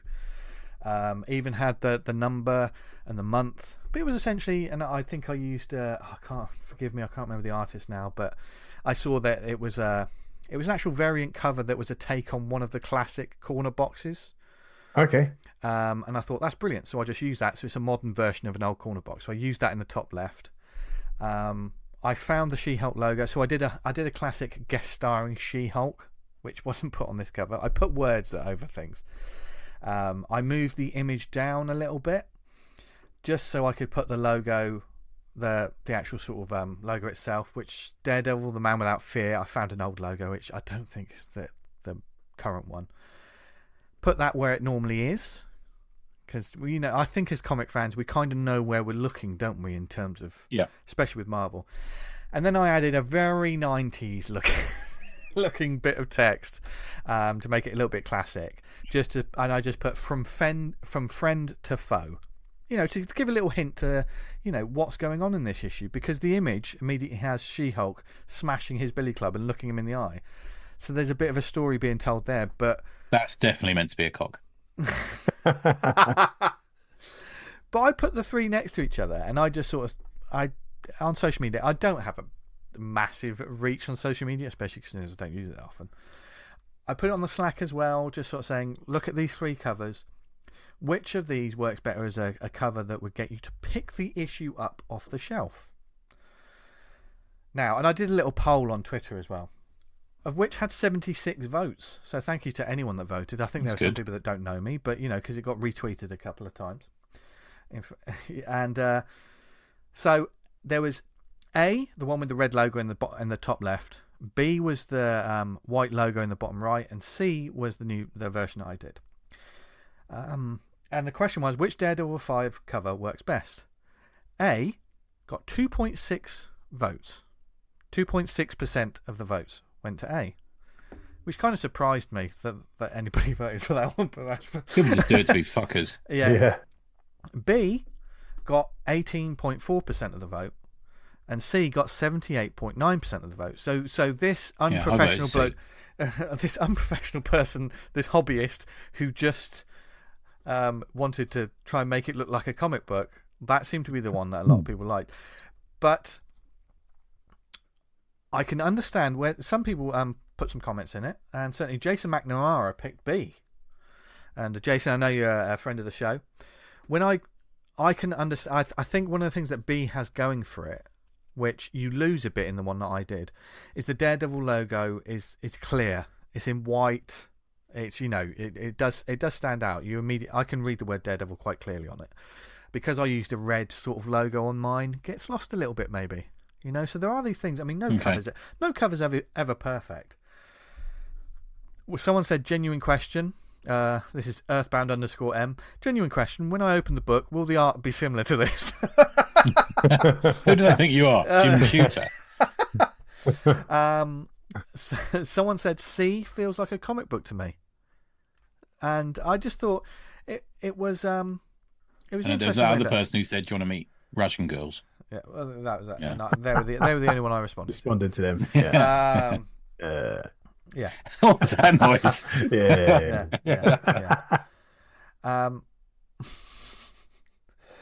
Now it was just interesting that, I mean, I didn't take too long with this. I didn't spend like hours and hours. It was just a little bit of effort, to try and take a bit of artwork, try and do a bit of justice for the cover. What did you, Jen? I mean, you were aware of I was doing this, and I just sort of said, "Oh, look at this! I've done this." What were your thoughts about this? I mean, the thing is, I think I'm a bit numb to it, man, because I see because I'm probably more Paulist guy. Yeah. I'm numb to this because I see that all the time. Yeah. Right. I think covers are a terrible situation. One of the best books at the moment from Marvel is Avengers Twilight, I think it's called, and the covers are just boring. They look like someone's just pulled them out of the page. Is that the one that's just started? Yeah, there's 2 issues come out. Yeah, I've got keep talking. Yeah, I've got to Google this because that might have been one I was going to do. Okay. It's just sort of this really blurry picture of Captain America in a weird costume, and it just looks like a filler book to me. Yeah, right. Until someone said, "No, this is good. You need to read this." I went, "Okay." Yeah, the issue 1 cover of that was, I think, is that oh god, I've forgotten the artist now. I think it's Alex Ross, isn't it? Alex Ross cover. Another one of those. I know he's wearing a different sort of costume, but I have no problem with the artwork. But the creation and the logo and everything else just look really disjointed and like who is ever going to pick this up? But there's a real high concept to that comic that is not communicated by that image. Yeah. And it's not pushing anyone into buying it. So I think just to answer your question, I think I'm so numb to this bullshit. And I mean, I know we talk about comics a lot. I know we talk about comic covers an awful lot. And having worked at a comic company and worked for other comic companies, I know that people at comic companies do not talk about covers as much as we do, or as much as the Slack crowd do. Yeah. So I know they don't always appreciate it because they're youngsters, and the editors are quite young now, and they're probably not that experienced in stuff. But they need to really start thinking about cover because it's the only thing that's going to sell these books. I mean, look at GlobalComix, look at the Kindle stuff at the moment. That's the only thing you see. It is an afterthought and a cover. I mean, we get the don't judge a book by its cover. I mean, that's how important a fucking cover can be. Yeah, it's so untrue that because we do all the time, every day, don't we? You know, it's like, and it's such a shame. And for me, Marvel is the biggest culprit of this. If I can just, looking at that image of Avengers Twilight #1, Tony, you've told me a bit about this story, which gives me more info about that story than I was ranting about how great it was when we were off mic earlier, wasn't I? Yeah, but that tells you nothing about it. What I told you would not get from that image. In fact, that image isn't in the comic. Yeah, same as issue 2. That image isn't in the comic. Not only that, it's a completely different character. The weakness that they've put on, once again, the furniture, the logo. Do you know what I mean? Avengers Twilight. It looks like something you don't need to pick up. Yeah, it looks like a sort of third string X book, which isn't really. You don't really need to read it to know what's going on in the main book. There's no emphasis on the Avengers. You know what I mean? Just a feel of that. There's and let's face it, most people who buy comics don't listen to podcasts. They don't read blurbs at CBR. They don't read previews. They don't know. They're just going to buy it off the fact, oh, this looks fun. Oh, Captain America. But the thing is, they put like Captain America in it. In the first issue of that, Captain America's old and he gets his powers back and he's built. The Acuna art in it is fucking astounding and he's a built bastard. And if they had that on the cover, you go, oh my god, what is this? And it's not across because there. I mean, I was looking like the whole line, and there's some, the artists have clearly thought about what's going into the cover, and so it's not across the board. It's not like, but there are. But look at the cover. Look at cover 2, the Iron Man one. Have you got that one in front of you? I think Twilight 2. I'm just gonna bring it up now. Yeah, have a look at that, guys, if you can. I'd show it on the camera, but mine's downstairs. Now that doesn't happen in the comic either. Right. That's not in the comic. I tell you another thing about this. Is he just standing there? It kind of looks like hovering or something. Yeah, with a blurry background. Yeah, that's the thing about a lot of these works as well. There's a lot of these pieces. There's a lot of these covers. With all due respect to the series, they look like trading cards, right? Yeah. This is the stuff that was on trading cards before, and even looking at issue 1, there is. The artist has created it, and there's space everywhere around this character that you can do something with. Stock image, and yet they've just plonked a logo in probably the worst place. Also, the logo's on the far right on issue 1, and then on the left on issue 2. What the? I don't know what's going on. So there's no fucking. It's so frustrating. I almost feel like we're in that South Park fucking thing where somebody says, Just put Captain America on the cover; it'll sell. I don't care which. It's version. exactly what it is, and the logo's just sort of like, just plonk it wherever, because we're in the land of variant covers as well. So it's like that sort of, especially with books like this. I can see when I just googled issue 2, there's 3 or 4 versions of it. I think there's a couple of versions of it. It's another issue 1's got like an OG backup, like a reprint backup in it. It's so much happens in that first issue. Like Captain America's the main character, but you got Luke Cage, you got spoilers, Matt Murdock gets killed, you watch Spider-Man die. The things that happen in that comic, you think, and that's what you've gone with. Yeah. There's that kind of the whole telling the story on the covers is out the fucking window. Yeah, or trying to get people to buy it on what's on the cover as well. It's just absolutely out the window. Right. Yeah. I mean, this was... Honestly, I might try it again with these covers, and I don't mean it. The thing about I'd recommend you buying that book actually, because I think you'd enjoy it. Yeah, it's just an experiment. Yeah, the thing about it is, and I want to be very clear about this, the artwork on these covers is pretty beautiful. It's not bad artwork. It's just not a cover. But what they're doing around it is doing disservice to it. And the fact that, I mean, obviously we're talking about big companies. They don't care. They're not going to listen to this fucking podcast and change their ways. But it's the fact that little Marvel logo is just tucked in the bottom or in the top left or whatever. It's just that little... It's like, no. There's got to be a point where it's like, enough. If you are a brand, treat yourself like a fucking brand. It's strange because me and you from the design background, Vince, like seeing that is just completely alien to me. Look, there's so much room on that cover that's doing nothing. And the fact that like Avengers Twilight is just a very basic text. That's mad, in the A. It sounds like an event book. The way he's talking about it sounds really good to me. I'm like, this sounds like an event. Treat it like a fucking event, not like an afterthought. I'd have that massive A behind him on the top left. Yeah, there's so many elements in that I would change. I'm sure you're going to give that a go, V. Yeah. When you do it, V, go get the comic and look at the Steve Rogers inside it. Right. And do it from that. That's what I'd recommend. Yeah. Don't just play with that stock image. Yeah. Okay. Yeah. Yeah. See what we can do. You can do what you fucking like, but that's just kind of how I feel about it. Yeah, we'll see. There'll be a lot of poor photoshopping on it. Don't trust me, folks. But it's an interesting. I just thought it's fascinating that there are works here that people are genuinely putting effort into. These creative teams are putting effort. I know when it gets to a certain stage, it's just product. But as you said, Tony, Acuna and Zdarsky and the whole creative team are clearly they're going for it with this book, and there are people that will not read it because I think Jordan was talking about it on the Slack. I hope he doesn't mind me saying, but he said he spoke to Acuna about it, and Acuna said he's put some massive effort into drawing that. And it tells. I think it's my favourite work of his. And I'm not a massive Zdarsky fan. I like some of his stuff. I don't like some of it, but this is good. This is solid. This is proper writing. So it's interesting. It's interesting how some of these big books they fall at these hurdles. Probably because they think, well, people are going to read it because it's the Avengers. That's that. People are just going to read it. The only reason I'm going to read it is because Tony's told me to read it. We take each other's advice on it, don't we? It's been 9 years. Yeah. And speaking of recommendations, we're going to get into them pretty soon. But so let us know what. Obviously, if I put that in the Slack, it's in the rant channel. But there's been quite a lot in there since then. It's been a busy ranting week. And you can find it on my my X, Twitter. But yeah, it was just interesting to get people's thoughts from. I can see when people. It wasn't like, oh god, people didn't vote for mine. I can understand where they're coming from as well. It was just fascinating, I just feel bad for that piece of artwork because I really like that She-Hulk Daredevil cover.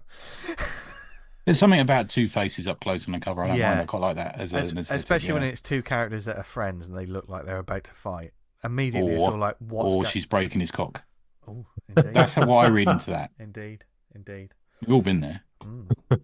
What? Lord above. Speaking of things that make us shout, Do we have any shout-outs this week, James? I do. So big congratulations to Eamon Clark, our buddy. He's just published his 250th episode of the Mega City Book Club, a recommendation that we will never stop giving you. Sadly, for that episode, he had me on it. So as oh no, sorry. Condolences. But that episode is me and him. You're like this, sitting in an Angoulême, having breakfast, croissant and coffee, discussing Angoulême, the Angoulême festival. Oh, come on! Posey Simmons win and stuff like that. And it's a really, really little fun one we had. I rant a bit and he rants a bit, but it's sitting outside a brasserie, eating croissants and sipping on Café Noir. Yeah, it was, just hearing you two absolute Londoners say that is just hilarious. You should have heard me trying to order in France, man. You'd have pissed your pants. Excusez-moi, senor. Senor. Un café, por favor. I did that in the local cafe earlier. I did that in the cafe earlier. I was snapping my fingers and saying "Garçon," and he's like, "Mate, fucking shut up." Shut up. Anyway, so big shout out to Adrian. It's who helped me on a project this week. It's a funny old game, this, isn't it? And it was nice to meet someone who's a true professional. He really, really helped me out. As we've already said, go back and listen to last week's pod if you missed it. It's one of our favourite people in the world, Bob Fingerman, talks about his career and then and his current art book, which is funding on Zoop. That's Some Business You're In. We got some behind the scenes chat about it. It's going to be fucking great, and it is storming it. It's great to see. He's killing on Zoop. We came away from that interview with big grins on our faces. He's a geezer, top geezer. Yeah, they're my ones. There you go, guys. Dan, what have you got? I'm continuing with the hashtag Fanart Feb. Oh yeah. So I've been doing that. Like I took a shout out on Twitter and got a load of people's characters, and I'm working through the list. Tomorrow's Tony Osmond. Oh, is it? Oh, Tony Osmond. Nothing to do with me. Nothing to do with you. Yeah. As recommended by Cliff. So he'll be popping up on the 5th of Feb.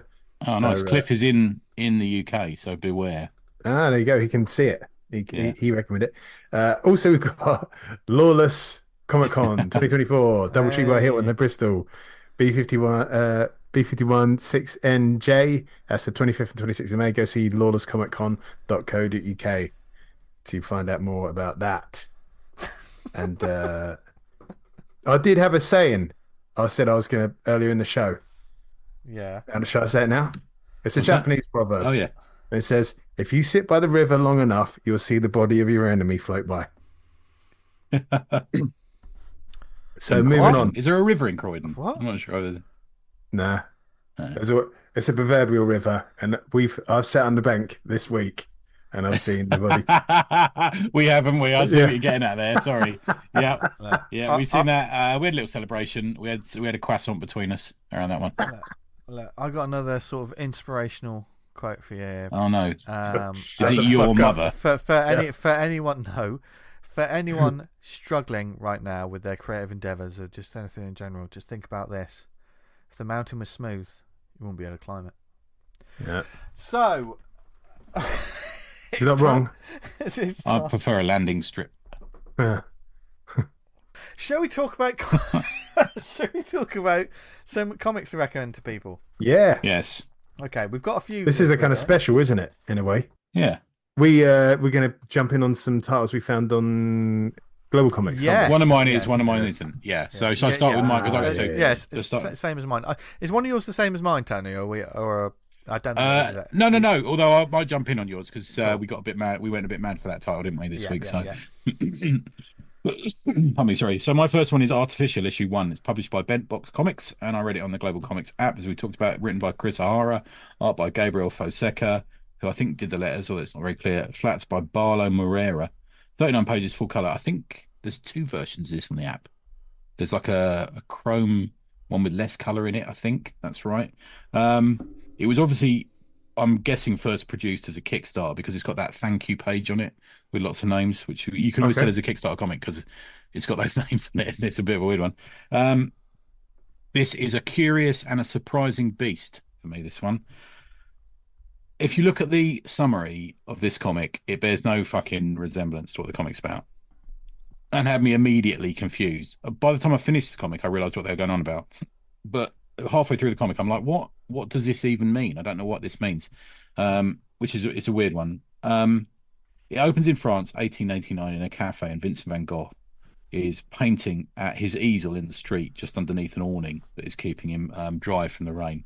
A mother tells her son to keep away from Vincent as he is a bit odd and he's a lonely man, and we get a sense of his life in a letter he wrote to his brother Theo. I'm guessing there is this is historically accurate at this point in the story. Theo was his brother. I had to look it up, but he was, and I guess he wrote a number of letters to him. So nothing unusual at the moment. We've got what is a comic about, quite common in Europe. This, isn't it? They do sort of comics about characters and artists and this sort of thing. So although this isn't a European comic, it's not uncommon. We see this a lot. As we know from history, Van Gogh wasn't a happy man. He shuns those trying to get close to him, and we see that his neighbour Paul and Clementine, a woman selling fruit in the street, they try to be friendly to him, but he kind of pushes them away. And at this point, I'm thinking, this is interesting. It's turning into quite an interesting biography of the painter. I think there's been quite a lot about Van Gogh over the years, especially in the last 10 years. There's been a few documentaries I've seen.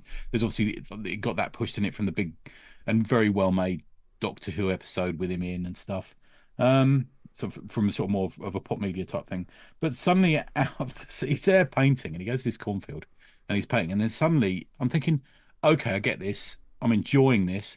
The art's lovely, and there's some use of the style of Van Gogh in the artwork as well. Van Gogh sees things differently, so the sky is almost like similar to how he draws it in how he paints it in his art. And then suddenly out of the surrounding cornfield, a load of sort of techno zombies come running out. And one of them opens its mouth to reveal a sort of techno head, organic face. Looks a bit like Warlock from New Mutants. Got that feel to it. Okay. All right. And Van Gogh fires his gun, blows a couple of their heads off. He runs out of bullets. He runs into a street, and he runs into a street in a world more like our own.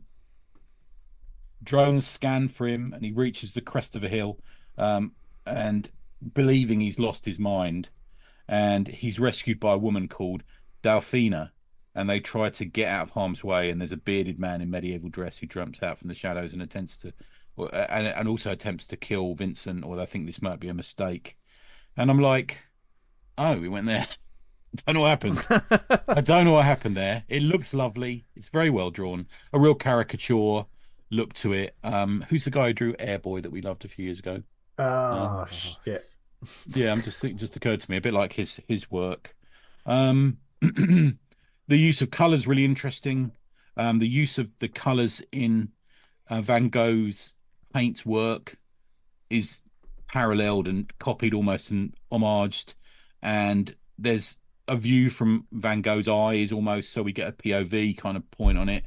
And it's really interesting. It extremely exaggerated style.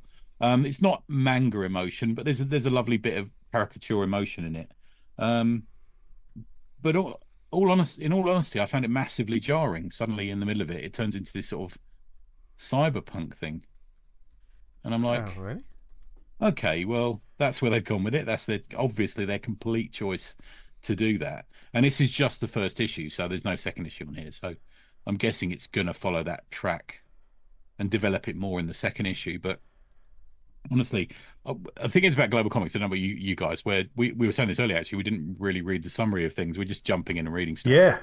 And yeah, I expect if you backed the Kickstarter, you'd known this was coming, I'm going to say. But it was a surprise to me. And it may get better, it may get worse. You know, comics is comics, isn't it? But I like the way they developed the character. I like the sort of melancholic character, that the tortured artist thing that they had going on. And suddenly he's turned into this sort of desperate action character running away from these things. And yeah, I think maybe part of me thinks I've had enough of cyberpunk.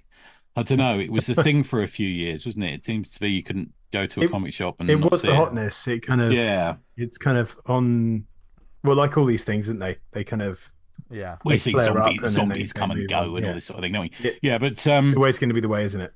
It's from a craft point of view, it's good. It's good and it's well put together, and I enjoyed it. From a if you're reading a comic about Pride and Prejudice, you don't want it to turn into porn comic suddenly, do you? I don't know. That's a slightly different No. example, Yeah, but No. yeah, sort of. Yeah, I don't know, but it's very well made. It's very well drawn. The sequential work is good. Yeah. There's that writing advice, isn't there? That like you can't just throw a scene in there where the story gets turned on its head. You need to have that set up Yeah. at the beginning, even if it's a slight nod to it. Like we Yeah. watched Predator last night, and there's that small little sequence at the beginning where you see the ship drop off something on the planet, and it's Yeah. like right, aliens are involved, but the Predator doesn't turn up for like 20 years. Yeah, it might be that I missed something. I don't know, but if I did miss it, then other people will miss it. But this for it to turn up, like like in Dusk Till Dawn, when suddenly there's vampires, there's no mention of that. That Yeah. works for that film because it's a bit kind of like, but yeah, it can be jarring. But with the thing about something like that, you know, sort of going into it as well. You know, there was always, but maybe that was with Dusk Till Dawn. It was marketed in such a way that you couldn't help but know a little bit of. I can't imagine being someone that. I think because I just went and saw it blind from Dusk Till Dawn. Right. With a girl I was seeing at the time, and I didn't. It just it starts off like a classic Tarantino film, like a crime caper, and then suddenly it's a Robert Rodriguez. Yeah, I remember the girl I was with. She screamed and hid her nose under my armpit and couldn't believe it because she doesn't like horror films. She thought it was a crime film. This is excellent. But yeah, here we go. All right, son. Yeah. Oh, that's a dangerous. But I mean, like, if you kind of had some like comic going a certain way, and then suddenly there's lasers and robots, then like, what? Like, I'm going to watch this episode of EastEnders. Yeah. Next thing you know, spaceship lands. It is a dangerous thing. Like I've talked many times about. I just picked up this comic and I'm just reading it. The synopsis will spoil it. Yeah. Sometimes that's an absolute joy. Sometimes that you discover some absolute gems because of that, because you know nothing about it. Yeah. And other times Postal was like that for me. Yeah. And other times it's like when it does take a left turn, a sharp left turn, it can really spoil the experience sometimes, can't it? There were some bits in this where Van Gogh's, is walking through the rain, and it's really beautiful. And I was thinking, this is lovely. I like this sort of thing. Yeah. And there was a real intention to mirror him in his work in the story and stuff. And then next oh fucking hell, here we go. It's gone cyberpunk, boring. It's a bit there. I think that was just we all take it on our own heads, don't we? We all impress ourselves onto a story, and just kind of it weren't for me. But it's well made. Put it that way. Yeah. Have a look at it if you've got the GlobalComix app. Yeah. There you go. It's my first one, guys. Dan, what's your one? My one is one called The Jump, from Wesley Griffiths Comics. I think he's the writer creator of it. And the description goes: a chain of violent, chaotic events are set in motion when a low-level gangster begs his neighbor to jumpstart his broken-down car, which is interesting. It starts off with a bloody shootout where there's these two motorcycle riders with their helmets on. You don't see their identities, and they race up on a van driver. He's got loads of bags in the back, and there's like a shootout with shotguns, blood everywhere, police turning up. And it's all gone wrong. And you're like, what the fuck has happened here? It cuts to 20 minutes earlier, and you're introduced to the main character. And he's been thinking about this robbery, and he's one of the stick-up men, so you think. And he's got to be there in 20 minutes for it all to kick off, get ready, and they're going to do this robbery. And he can't get his car started. And it starts a series of events where he's going around his various neighbors saying, like, I need a jump. Like, my car's knackered. I've got to be here. And the clock's ticking. And I won't spoil the end, but he goes to one of his next door neighbors who he doesn't particularly get on well with, a couple. And they said, like, we know you're doing a heist. The walls in here are fucking thin as shit. And we want half of your take if we do this. And he's like, oh, fuck's sake. All right, I'll do it. Fine. So he gets the car started. And when he's driving, he's like, right, I'm just have to kill them at the end of it. And it goes on from there, but there's different bits in the story where it's quite nice, as in, I'm not even sure if he's on the robbery, because the way the comic ends, it plays back stuff that happened at the start. And it's like, well, how could he be if this has happened? But I think it's a standalone, so you don't ever get to know how it plays out. But it's a fun, every page is 6 panels. So 3 by 2, so it's really, really fun. It's absolutely great. It's got a very underground feel. Very hasn't it? Yeah, I'm looking at it now. I just blazed for it. It's the first one I read when I got at GlobalComix, and I really enjoyed it. And it's a free one on there because you don't have to have a subscription to read all the comics on Comics Global Comics. Yeah, some free ones on there. Some free ones, and this is one of the titles. So if you want to check out the book and the app to see how you get on with it, this would be a good one to give it a go. Man. Yeah. Nice. So there's a jump from Wesley Griffiths Comics. Nice. My one is a book from Source Point Press, a publisher that has been mentioned a couple of times and will probably be mentioned a few times again in the future. Written by Garrett Gunn and Christina Blanche. Art and colours by Kit Wallace. Lettering and design by Dave Lentz. The original character design was by Kit Wallace and Garrett Gunn. This is Good Boy, a series that was brought to my attention by one Mr. Tony Esmond. Now, the synopsis for this: set in a world where humans and dogs are equals, Good Boy is a thrill-packed treat for anyone who loves action, dogs, and good stories. Flint Sparks and his human John, both former mercenaries, have settled down in quiet retirement from an industry where the job is supposed to be forever. But unlike anyone before, they've found a way out. However, this new life, filled with peace and joy, is not to be. In the dead of night, some of their former colleagues who disagree with their decision to retire break into their home and murder John, leaving Flint alive in the bloody aftermath. That was their first mistake, but don't worry, they haven't seen anything yet.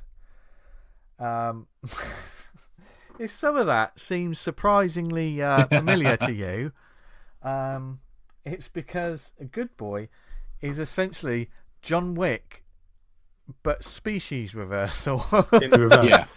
Yeah. So if John Wick's dog had to get vengeance for John Wick being killed. Yeah. And John Wick's dog was anthropomorphic. Yeah. Yes. Yeah. Yes.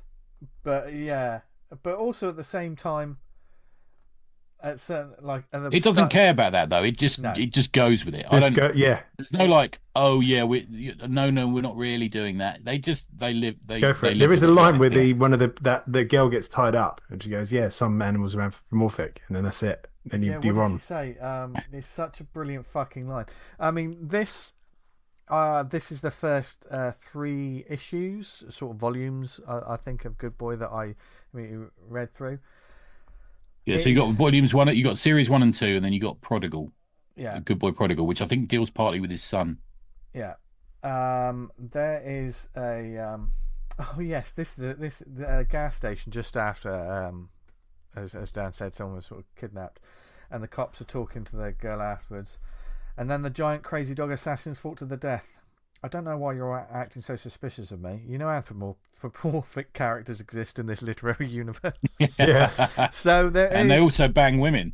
There is very much. It's just wearing its heart on its sleeve. It's a homage and a love letter with a little bit of parody, and it's just fucking so much fun. I had to keep checking that this wasn't written by Cole Starks. Yeah. Yeah. Because that whole line there is just like, this is happening. Deal with it. And it just drops you in it. And that's the thing, you just go with the ride, it's fun. There's no real depth to it, is there? It's just a fun book. Yeah. Like John Wick. There's no real massive depth to it, is there? It's just fun. It's just one of those, right, it's just a badass about to take down a load of baddies. That's what we want to see. Deliver it. And it delivers it. And this book is like, yeah, we're just going to do exactly the same. We're going to lean into the action cliches, go over the top with language, violence, and people like just get heads taken off, holes blown through them, all kinds of stuff. There's a little bit of Black Sad in there for me as well. Yeah. I think definitely the artistic influence on Flint himself, the way he's sort of stood there. There is a brilliant shot of. It seems all the villains as well, they've got their own dogs. They seem to have a dog with them, and there is a bad guy that's got a scar on his face, and he's partnered with a dog. And when you see the shot of the dog in the back of a sort of a limo. It's like is it a Doberman? It's something like that, isn't it? And it's just right, but it's completely in shadow, and it just says the reveal of that dog sat there in a suit. That is very Black Sad like. Yeah.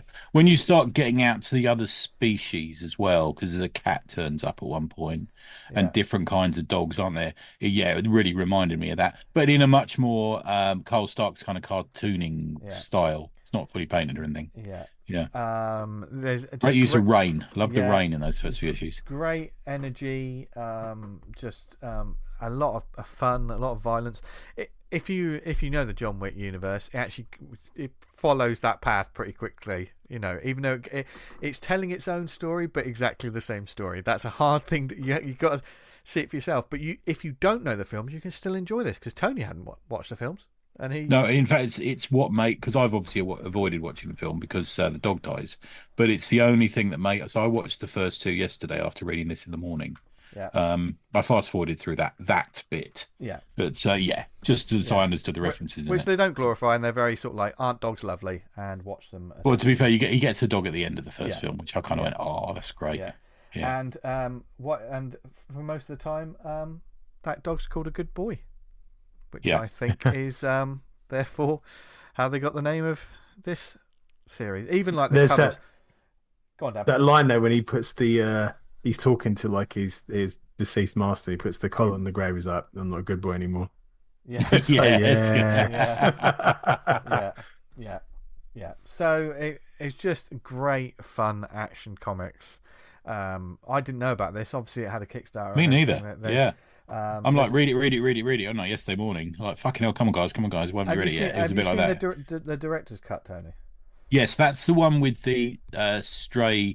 It's got the Tony Fleece backup in it, isn't it? Yeah. It's got a couple. Yeah, it's got a couple of sort of backups. It's a bit of commentary and stuff in it, right? There's some scripts and stuff. Yeah. The first page of it did actually sort of make me laugh. Well, make me smile, because the first page seems to be like a WhatsApp or like a conversation between the creators, where they're just sort of saying, "Tell me about the director's cut." LMFAO, Christie's in charge of that. Oh Christ! It's basically the Kickstarter #1 with all the bonus content, all the words, plus Christie is going to add some commentary, and there it is. And then right. you literally just see the pages, and there is commentary underneath it. It's so. That's right. I quite like when you're getting it on an app and you're not paying extra fee. I don't mind. I like that. Yeah. So it certainly got me to notice these creators and this fun little story. And that's me too, man. Yeah, me too. So, and to notice the publisher as well. I'll go back and look see what else they've got. Yeah. So Good Boy, from Source Point Press. Okay, what have we got next? Last one's from me. Have you got another one? I've got another one, but you go first, Tony. Okay, so is yours GlobalComix, by the way, or do you want to do? No, I'll do my one anyway. Good so let Boy me do was this GlobalComix, but my last one is my issue 1. Oh, okay, cool. So this one is, I'm going to title it Josh Bayer Arse Blood. That's going to be the title of this section. And I feel like we don't talk about him enough. I'm a massive fan of his. I know there's some people on the Slack who enjoy his work as well. But I try to keep up with it all. He's very active on Instagram and very active in print. He posted another video this week, which I also posted on the Slack, of him drawing. And I can't explain how much I just love watching it. He's got this sort of magnificent confidence where he just goes in with ink. You know, these fucking Wunderkind, these amazing people who can just go straight in and lay stuff down in ink. They've got this sort of Marfords like that, isn't it? You just watch them, and they're. I saw Brendan McCarthy do it once. And there's an instinctual line, but very idiosyncratic with him. There's very few things like him out there. I don't draw, but I find him, from a creative point of view, a massive inspiration to watch and listen to. Occasionally, as behind the scenes, we have a little chuckle at autobiographical creators on here, don't we? Yes. We kind of chuckle that they kind of put the best of themselves out there. They don't. It's a thing again, isn't it? It comes and goes, autobiographics, but it seems like people don't really do much in their lives and don't really want to show the bad side of themselves. Mate, we saw one this week. Is that I'm going to go to the shops? Yeah. Okay. So, is that it? That's a comic. Okay. That was the comic, wasn't it? Yeah. And I think if you're going to do autobiographical comics, you have to be prepared to reveal yourself. There has to be at the core of an autobiographical comic has to be honesty, I think. And he does got to do something. You got to be humorous or something, but just like a bland kind of descriptive diary comic of events that happened with no spin on it. I don't get it. As a drawing practice, maybe, but don't ask me to pay for it. But so fortunately, Josh Bayer does the absolute opposite, and he's fearless in his revelation of himself, and there's a sort of confessional element to it as well. His honesty is is genuinely one of the things that makes me interested in him, whether he's talking about himself or other people. And he also talks a lot about that punk aesthetic that I think is occasionally missing from UK small press these days. There's along with that punk thing, there's this sort of brutal, raw dynamic to his work. He does stuff in black and white. He does stuff in color. I like him. I like it all. He goes in aggressively with the inks. He goes in aggressively with the color. There's no coloring on the lines. It just goes there, a full range of emotion. And in this autobiographical comic where he discovers he's got blood in his pants after doing a poo, that's literally it. I think there's 9 or 10 parts to it at the moment. It goes from the awkward and the embarrassed and the real, to this sort of, and to the confessional, to the almost like in a lot of his work, there's almost this bombastic Kirby-esque angriness, like action. There's this presence, this broad, angry man sometimes, honest man sometimes, but there's this personality to his work. It is massively unorthodox. I sent you guys a couple of pages of one of his books before he started, and there's a definite strangeness to it. But he does so many things on a page. He's practical, abstract, functional. There's energy. You just get what he's communicating, which I think I really like about his stuff. There's off the page, you feel it coming at you. There's a, I don't know. It's hard to see things these days that really surprise us, isn't there? That we haven't seen somewhere else before. I know we're lifers in this game, but we do see an awful lot. It's the same as what we saw yesterday. Yeah, it's the same as what we saw 2 years ago. If you've kind of like that honesty and being real, that will cut through. It's kind of it will land. You can't. It's that truth is stranger in the fiction, isn't it? Like telling the real stories is like there's something in here, and we can all kind of relate. There's this big theory around the use of memory and how moments of high emotion, whether you realize at the time or not when you're speaking to someone, do you ever remember remembering a phrase from someone and you think, why did I remember that? And then suddenly later in life, or years later, days later, whatever it's going to be, you kind of realize, oh, that's why I meant that. That's why it was a heightened emotion. That's why I remember it so vividly. And we don't remember every day getting in the car, do we? Or driving to work, because we do it every day. But we might remember shouting at a driver, or there's this sort of thing. And I think that emotional in art, the emotionality in art, I think communicates a memory to us, and also gives us a real feeling of it at the time. I met him at SPX, and I thought, oh my god, his geezer is going to be fucking like Man Mountain tattoos, and but he was the nicest geezer, like lovely, like absolutely lovely. I got unended off him there, published on Uncivilized. That is broadly an autobio comic, but deals with his relationship with his parents and an unfinished play he discovered that his father had written, which is a really interesting element to it. That if you look at his Instagram, someone's animated it, and that gives you a real sense of what it is about. Weirdly, I don't know why, but it does. And I also got something ab-simulation, and that's the stuff I sent you earlier. I took a picture of a couple of the pages and sent it to you earlier. I would say if you're going to get into his work, get into his Instagram, go and have a look at it, and you'll see what he's like. And then Absillimation will be the next one you can get, because it's little bites. He did that Rom comic. Do you remember I talked about it a couple of years ago? Where he did this like crazy version of Rom, just because he fucking fancied it. You can go to Josh M. Bayer on Instagram and read his current story about him doing a poo and blood coming out. There's a moment where he's teaching, because he does a lot of art teaching. He's teaching his students, and he's thinking to himself, don't mention the blood in my poo. Don't mention the blood in the poo. Don't mention the blood in my poo. Oh, I did a poo and blood came out. And they were like, oh my God, are you okay? Are you okay? Are you okay? And he said, why did I say that? Do you ever do that where you think, I can't say that, I can't say that, I can't say that? But the self-destructive nature in it all says it. But it's a bit like that time I confessed about how I'd eaten too much beetroot and I thought I was going to die. Do you remember that story? I do remember that story.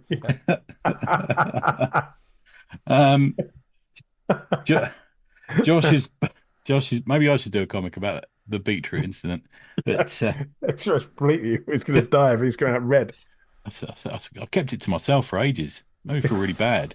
Well, I said to my partner, now our 4 or 5 listeners know. Yeah, and I said to my partner, I think I'm bleeding out of my bumhole, and she said, "You had beetroot, you idiot." And I went, "Oh, is that the reason?" Fucking everything's solved, isn't it? Everything's solved. Tony. Yeah. You should have kept that to yourself. I don't care. No, it's fine. Overshare. It's fine. No. And he runs back to my amazing review. He also edits for Floating World. He also runs comics and art courses over Zoom. Falpy's done one actually, so it's very good. So you should have a look at that. You can go to joshbayer.storeenvy.com. You can buy his work, and he's got a number of very reasonably priced pieces of art on there, of which one of them I bought today. And you can go to joshbayer.com. Have a look at the numbers 92ny.org. You can find some of the details of some of his courses. He does comics and the graphic novel and cartooning for beginners. So go and have a look at that. There, Josh Bayer. And I've entitled this piece Arse Blood. Nice. Thank you. Lovely. Well, my issue, going to one bloody topic to another, my issue 1 is a very bloody and dark and gruesome issue 1, put out by Oni Press. This is, I think we spoke about it a little bit a couple of weeks ago. This Invasive #1. Okay. This is written by Cullen Bunn, illustrated by Jesus Hervas, or Hervase, I hope I got that right. Coloured by Dan Jackson, lettered by Taylor Esposito. There's lots of variant covers, as there always is with other sort of publishers, I find. This is a pretty intense, dark horror thriller book. The story is this. Dr. Carrie Reynolds was a veteran trauma surgeon with a godlike mastery of muscle and bone. But outside the operating room, her rigidly ordered life spiraled into chaos when her daughter, a recovering plastic surgery addict, suddenly disappeared, only to mysteriously re-emerge in a catatonic state, her vocal cords removed. The latest in a series of victims, all scarred by a battery of brazenly cruel medical procedures that have baffled police and left an alarming number of once ordinary citizens mutilated or dead on arrival. This is quite a long synopsis. I'm going to finish the last bit. It's surprisingly long, but it's like the back of a book. Because deep beneath the streets of Carrie City, a new kind of underground hospital has just opened its doors, and once inside, there are no rules, no oaths, and no taboos too deep to not be broken. Together, a new class of surgeon has sworn to pierce the final threshold of accepted medical orthodoxy, one incision at a time. The scalpel is their tool, the alleys are their operating theatre, murder is their medicine, and only Carrie can stop what they're planning next. I mean, that's like the back of a VHS box. Of that. Yeah. And I was intrigued by this, and I heard, I think Cullen said on the show that it's one of the darkest things upcoming on this series is one of the darkest things he's written, and anyone that's read a Cullen Bunn horror book knows that must be pretty fucking grim. And Invasive #1 was brilliant. I picked it up on Comixology. I think it's about £1.90. I think at the moment. I think issue 2's just come out. Very dark content matter, especially that world of people addicted to plastic surgery. You hear of things like that, you know. So anything involving surgery and stuff like Watch that. Botched. That's a good series. I've heard about that. Yeah. And it jumps straight into it, like into one of those, like an AA kind of meeting, and but there's people that are basically talking through the things that they like doing to themselves, and just hearing it, you know, with this, you know, appropriately sort of disturbing art that is not gratuitous, but it is kind of upsetting. There's someone that's just, their face is almost skull-like because they just kept having bits of their face taken off to shape their face. Some guy, he said it wasn't appearance he wanted to change. In the words of the comic, it was my thoughts. It took 6 back alley surgeries to fix my brain, and I'm scared the bad thoughts will come back. So the guy's having brain surgery in the back, and it goes into like a dark territory that I know, just researching for a book like this, you probably, you know, dark webs and all that nonsense. There's probably fucking, oh my god, yeah, you know, that it's like every good horror movie. Sometimes it's opening a door to some, you know, even if the story's slightly fantastical, there's a bit more truth in it than you think. That, you know, it's opening a door, like a door or a window to something you don't think. You know, I can't imagine people being addicted to things like that. Mix that with something that is very comic booky, like these surgeons. When you see these characters, they almost look like they should be working at a toxic waste plant, because they've got like black sort of leather aprons. They've got these glowing gas mask like faces. Well, these sort of gas masks with glowing red eyes. So immediately I just thought, oh, that's so wonderfully comic book. And I like those moments that, even if it feels like, oh, this would make a good horror movie, this would make a good horror series, and then I love seeing something that's like, oh, that's something you can only do in comics and get it done right. I love seeing that, and there's wonderful designs to this. I put on top of that this mystery of trying to find out what's happening to people. Like there's this detective trying to figure out like what's been happening, because this girl's daughter, she obviously had her vocal cords removed and she's been recovering. There's another guy who just constantly drawing. He goes to see, it's almost very Silence of the Lambs like in a way. He goes to see this person. He can't get any information out of this guy. There's a brilliantly affecting scene. He's been visiting him, and this guy is just drawing lots of things, like the things he saw, like these dark shapes and like these faces and things like that. And his face is sort of like tilted downwards in shadow, nice and sort of pulpy, and it looks, satisfyingly dark. And then there's a small panel underneath it, just it's sort of a landscape sort of panel, not too deep, but you see the side profile of this person's face still in shadow, and you can see that they have no jaw. Okay. And immediately it's one of those, oh, fuck, it's horrific without being gratuitous. It's quite deeply affecting. It's not for the squeamish. It's pretty gory in places. There's a great cliffhanger at the end of issue 1 where you see this hospital and it just says to be continued, and immediately as soon as I finished the issue I thought, oh, I'm gonna have to get a second one, aren't I? Which is just love it. It's I was very impressed by this, but it isn't squeamish because of the topics it's talking about. A lot of like crime heads out there might love it, the icky sort of crime lovers and stuff, but I think it's worth exploring. I'm a bit scared if Cullen says this is some of his more twisted stuff he's done. Where we're going to go, but the artwork's perfect for it as well. It's Invasive #1. Check it out. It's I'm hoping that the mystery will continue building in a way and that is as satisfying as issue 1. So check it out. Only Press, Invasive #1. That is my one, and that I'm just worth mentioning here. I'm just checking out. I was just looking at Zoop, see how they're getting on with Copycat. There's a little bit of a way to go. Only 251 quid, but they've got 34 hours to go. So if you haven't done it and you're listening to this on the day of release, then you've only got a couple of hours to go. So yeah, nice. Let's go check that out, and check out all the books we talked about this week and more. Hope you enjoyed our putting the words to rights and all the different topics and we spoke about. Keep the conversation going online, and certainly let us know. It's a bit of a ranty one this week, wasn't it? Yeah. I like to think we discussed it rather than ranting. Yeah, I think so. Hopefully. But maybe you disagree with us. Well, there's several different ways you can get in touch with us and disagree with us. You can email us awesomecomicspod@gmail.com. Follow us on social media. We're at the Awesome Pod on X, and on Instagram we're at awesomecomicspod, where we'll be posting up like just comics positive news and just sharing the love of indie comics and more. Thank you for listening to us, whether it was on the website awesomecomics.podbean.com. If you listened on Apple Podcast, thank you very much, firstly. Next, subscribe, leave a review. Helps get the word out about the show and everything we talk about on a weekly basis. Much like on Spotify, you can leave reviews and say nice things on there as well, so make sure you do that. And if you listen to us on any other networks like Amazon, Stitcher, Podnose, Podknife, what other networks are you on, Tony?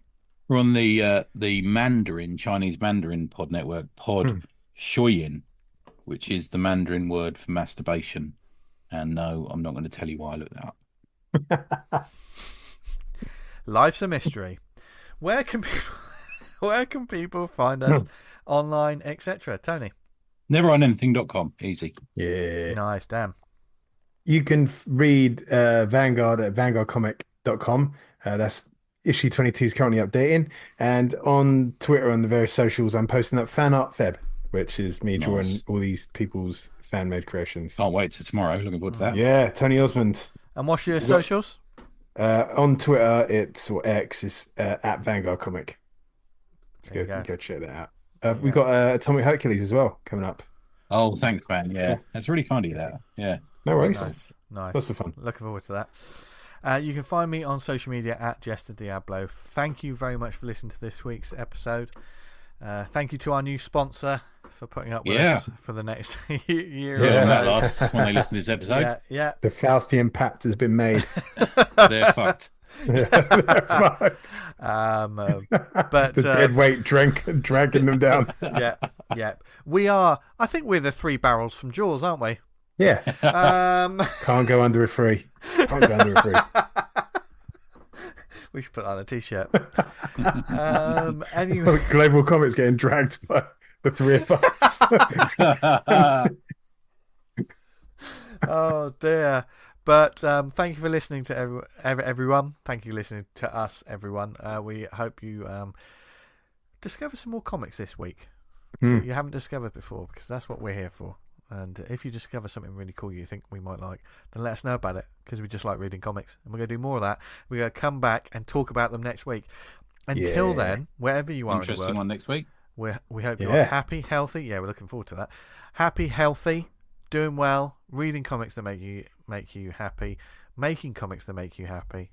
And as always, well, from Dan, Tony and myself, have a brilliant week. And what else should they do, guys?